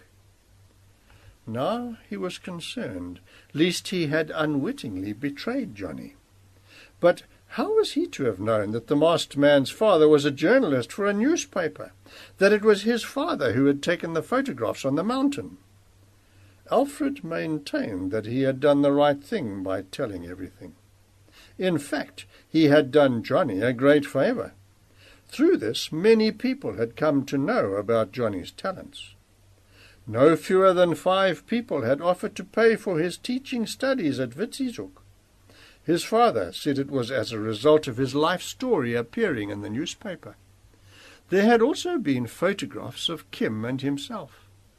The man had also written about Vince in his paper. There was also a long article about the way the boys had helped the girls when their tent had been blown down. To Vince, Kim had seemed like a real princess, standing there on the rock and conducting the choir. It was a good photograph of her. Beatrice had cut out all the articles to keep. They shed tears that evening when his father opened an anonymous letter. Someone offered to pay for all Kim's studies, no matter how long they lasted. After that, Kim was always singing. She was cheerful and in good spirits. She never stopped talking to everyone, but especially to her parents. She was full of praise for all of them, and while she was helping her mother in the house, she sang songs which she herself had composed. Sometimes Johnny joined in. The last school term had already begun. Everything was as usual. Vince and Johnny set their snares on the Imperani mountain as in the past, and brought rabbits home. Even Kim enjoyed the meat. The only difference was that the masked man no longer pursued them. The Landies did not visit the mountain as often as before. They were busy preparing for the end-of-year examinations. The three eagles were still catching dussies and devouring them. They kept up their aerobatics in the mornings and afternoons. During the December vacation, the days passed as usual. For the two boys, the days were all too short. They were kept busy every minute of the day. Vince had completely forgotten about Kim and Johnny leaving them. But one night Johnny came home late. His principal had sent one of the boys to call him. He wanted to see him urgently. The next morning at breakfast, everybody remained silent until Vince popped a question, asking, "What are the two of us going to do today, Johnny?" "I am going to the mountain. I am going to—" Vince interrupted. He was bursting with enthusiasm. "Do you know what we shall do? We shall climb the Dusty Rock right to the top. What do you say?" "No, Vince. I am going to say goodbye to Kaiser and Princess, and also to all the other wonderful things on the mountain that God has created." "Goodbye? What utter rubbish! I don't like that word at all. It seems to me that it is for keeps. But then Kim interrupted. "Can't we go tomorrow, Johnny? I want to go with you too, but not today." "Why did you bring the guitar along?" asked Vince the next morning while they were sitting on the lookout rock. "I am going to sing to the Imperani children, to Kaiser and Princess, but especially to Squeaks, because Johnny and I will not be seeing her again." "And why not?" "Because she will build her own nest far from Mount Imperani. She is just waiting for her prince to come for her." The three of them watched Kaiser and Princess fly up into the sky and soar until they were out of sight. "Poor Squeaks looks so lonely and desolate, so alone on the tower," said Johnny. "She must be feeling exactly as I do." "Both of you have great expectations for the future," said Kim. "So have I, and yet I feel as sad as you do this morning. We have all come to love the mountain, and the future seems so far away and unknown. Only Vince will tread these well-known paths. You must think of us when you visit the mountain, Vince." "I am not coming to the mountain again. Not alone. What shall I alone—" And when he stopped, Johnny knew he should keep quiet. Vince was on the verge of tears. Kim began strumming her guitar and then began to sing. Later, Johnny joined in. Vince knew that they were singing a farewell song which Kim had composed, and that was what made him so sad. He climbed down the rock in silence and then wept. With tears welling up in his eyes, he saw that a strange black eagle came and perched next to Squeaks. He quickly wiped his eyes so he could see what was about to happen. He was amazed to see how cocky the male was. It began to stroke Squeaks's neck feathers and then to peck her beak repeatedly. It seemed as if Squeaks was enjoying it. She tilted her head towards him. Then she began stroking the stranger's neck feathers. But it seemed as if the male did not like that. He stepped to the right, away from Squeaks. But then he flew up into the sky, followed by Squeaks. "Come, Johnny, look!" Vince shouted, running towards them. "There! Squeaks is leaving!" But they themselves had watched the drama. When Vince seated himself again on the lookout rock, he was in a lighter mood. He had completely forgotten the farewell. "Can you believe it? She didn't even say goodbye to Kaiser and Princess. Just set off with a strange bird." He was grieved at Squeak's behaviour. "She's going to build her own nest, maybe in the Maluti Mountains," Johnny consoled him. The three of them sat in silence. Then Kaiser and Princess alighted on their tower and sat side by side in complete silence. They are glad that Squeaks is gone, because they too have been waiting for her lover. You see, Vince, they want to start again from scratch, laying eggs once more and rearing a new little one. "Yes, Vince, you will have your hands full next year," she continued. "You will be the first primary school pupil to become a member of the Imperani Land Service Club.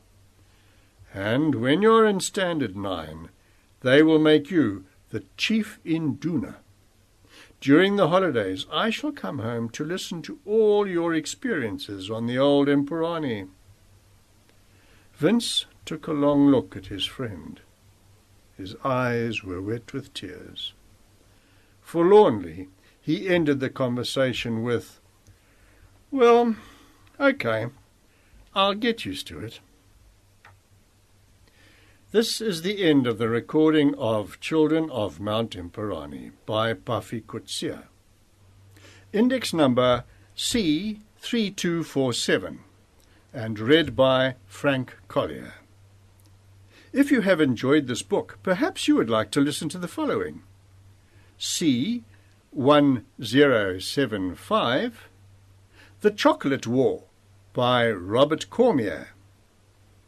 P1877, The Altar of Aberdare by Crystal Pickard. C1861, Smuggler in the Bay by Arthur Catherall. It has been a pleasure for Tape Aids for the Blind to be associated with this production.